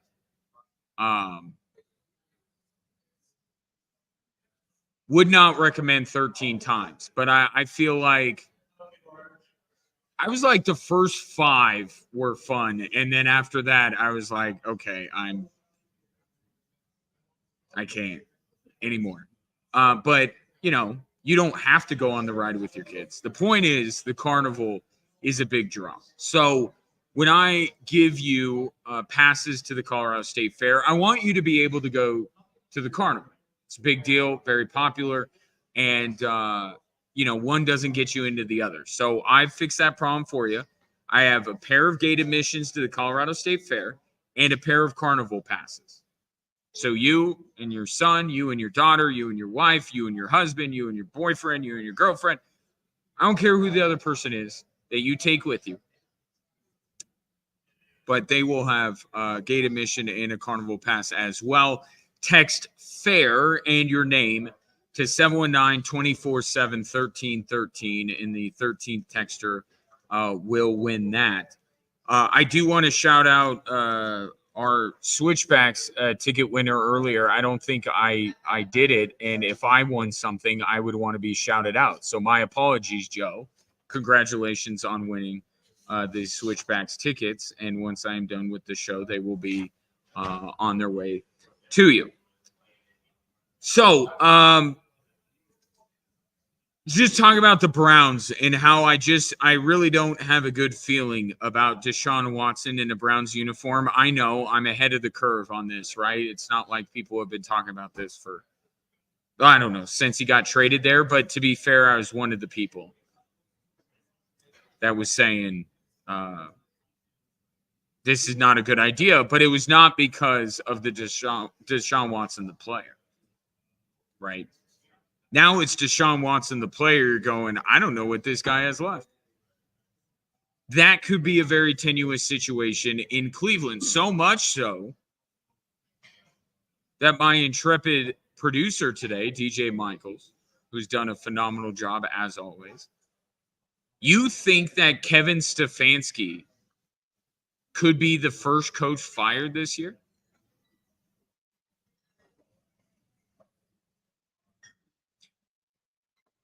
But look at what he was able to do without Deshaun Watson last year. I mean, are you saying that if... Yes, he was. Yeah, he was. With Joe Flacco, remember? I think he has... But if he can't make it work with Deshaun Watson, then this dude has nothing left. Deshaun Watson. Like, that's the way I look at it with Kevin Stefanski. You asked me the question, which coach is fired first? And who did you said Colin Cowherd said Dennis Allen? I would almost guarantee I need to find Jamie Pileggi of Circa and see what he would put the odds on this. I will ask him and then talk about it tomorrow. But Dennis Allen's going to be fired. He's not going to be the Saints head coach next season. I would almost promise it.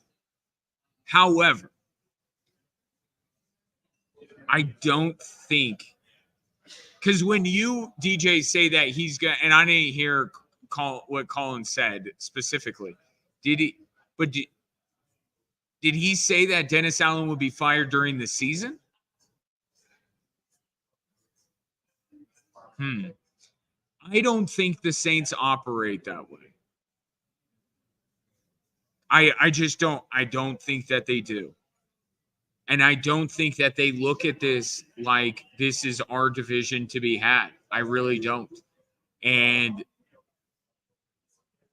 I don't think I would never bet on a coach getting fired in the season unless his name was Urban Meyer or Josh McDaniels. Even Nathaniel Hackett, I was like, he's not getting fired during the season. And then he got fired during the season. So I have to say I'm predisposed to saying no one's going to get fired during the season. If I could pick the first guy, I think it's Robert Saleh. Because I think there is a level of impatience with the Jets right now. I think that Aaron Rodgers would not hesitate to take Robert Saleh and chuck him directly under a bus driven by a bus driver high on ayahuasca. I think that if there's any situation in the National Football League this year that is most conducive to a coach getting fired during the season, it would be New York more than anybody else. I don't think that the Giants are going to bail on Dable. I think they have made it clear that it's Daniel Jones who's the problem. I don't think the Saints operate that way where they would fire Dennis Allen during this season. If I were betting, and that is the theme of the week, right, given where I am, it would be Robert Saleh. Because I don't believe in the Jets so much that I think that it will be a great season and there will be no problems or anything. I think they're going to have to scratch and claw a little bit to find themselves in the playoff picture. And I think that there is a non-zero chance that Aaron Rodgers at 40 years old coming off an Achilles injury gets hurt. And so if I had to pick one, I think I would pick Robert Saleh. But Dennis Allen, Black Monday, after the NFL season, Dennis Allen will be gone.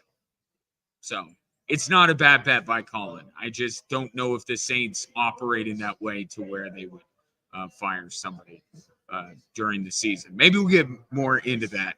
I don't know if it's more or less fun given that the Broncos coach has a 0% chance of being fired during the season. But one of the things we'll put on the old rundown for tomorrow. In the meantime, I appreciate very much your patronage today. Thank you for dealing with my already white face that was made even whiter by my inability to operate webcams properly.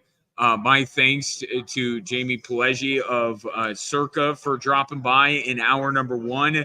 And, of course, both to DJ Michaels and Ray Dominguez. Gotta give Ray a shout out, and I hope that one day soon Ray will be running the board, being the producer for this show sometime when I'm on the road. But today DJ was teaching and putting up with me, and he did a phenomenal job doing that. And then last but not least, thank you to the folks here at Circa Sports. This has been amazing, and I've been here since like noon, and it's been already awesome. I had a great meal. I got to tell you about the meal I had tonight, gonna hang out, eat dinner, tomorrow going to be by their unbelievable stadium swim with the giant screens in front of the pool. It's going to be awesome. So tell you more about it tomorrow.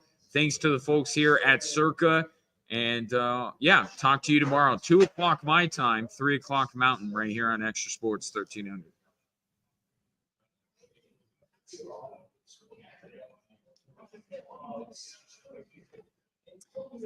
No, thank you. I really thank you, DJ. It's so much better when I have your help. So thank you, and I will talk to you tomorrow. Yep. Later.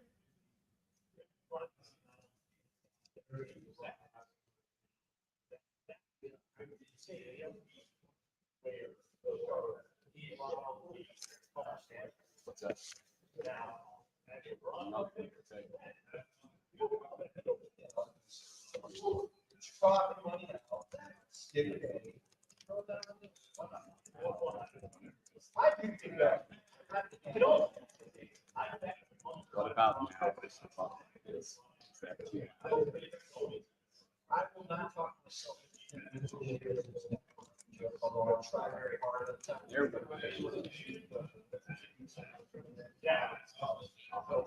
There we go.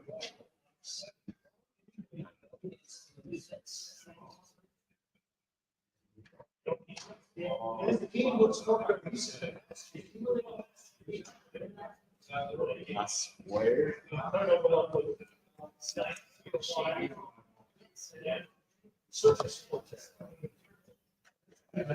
Sean,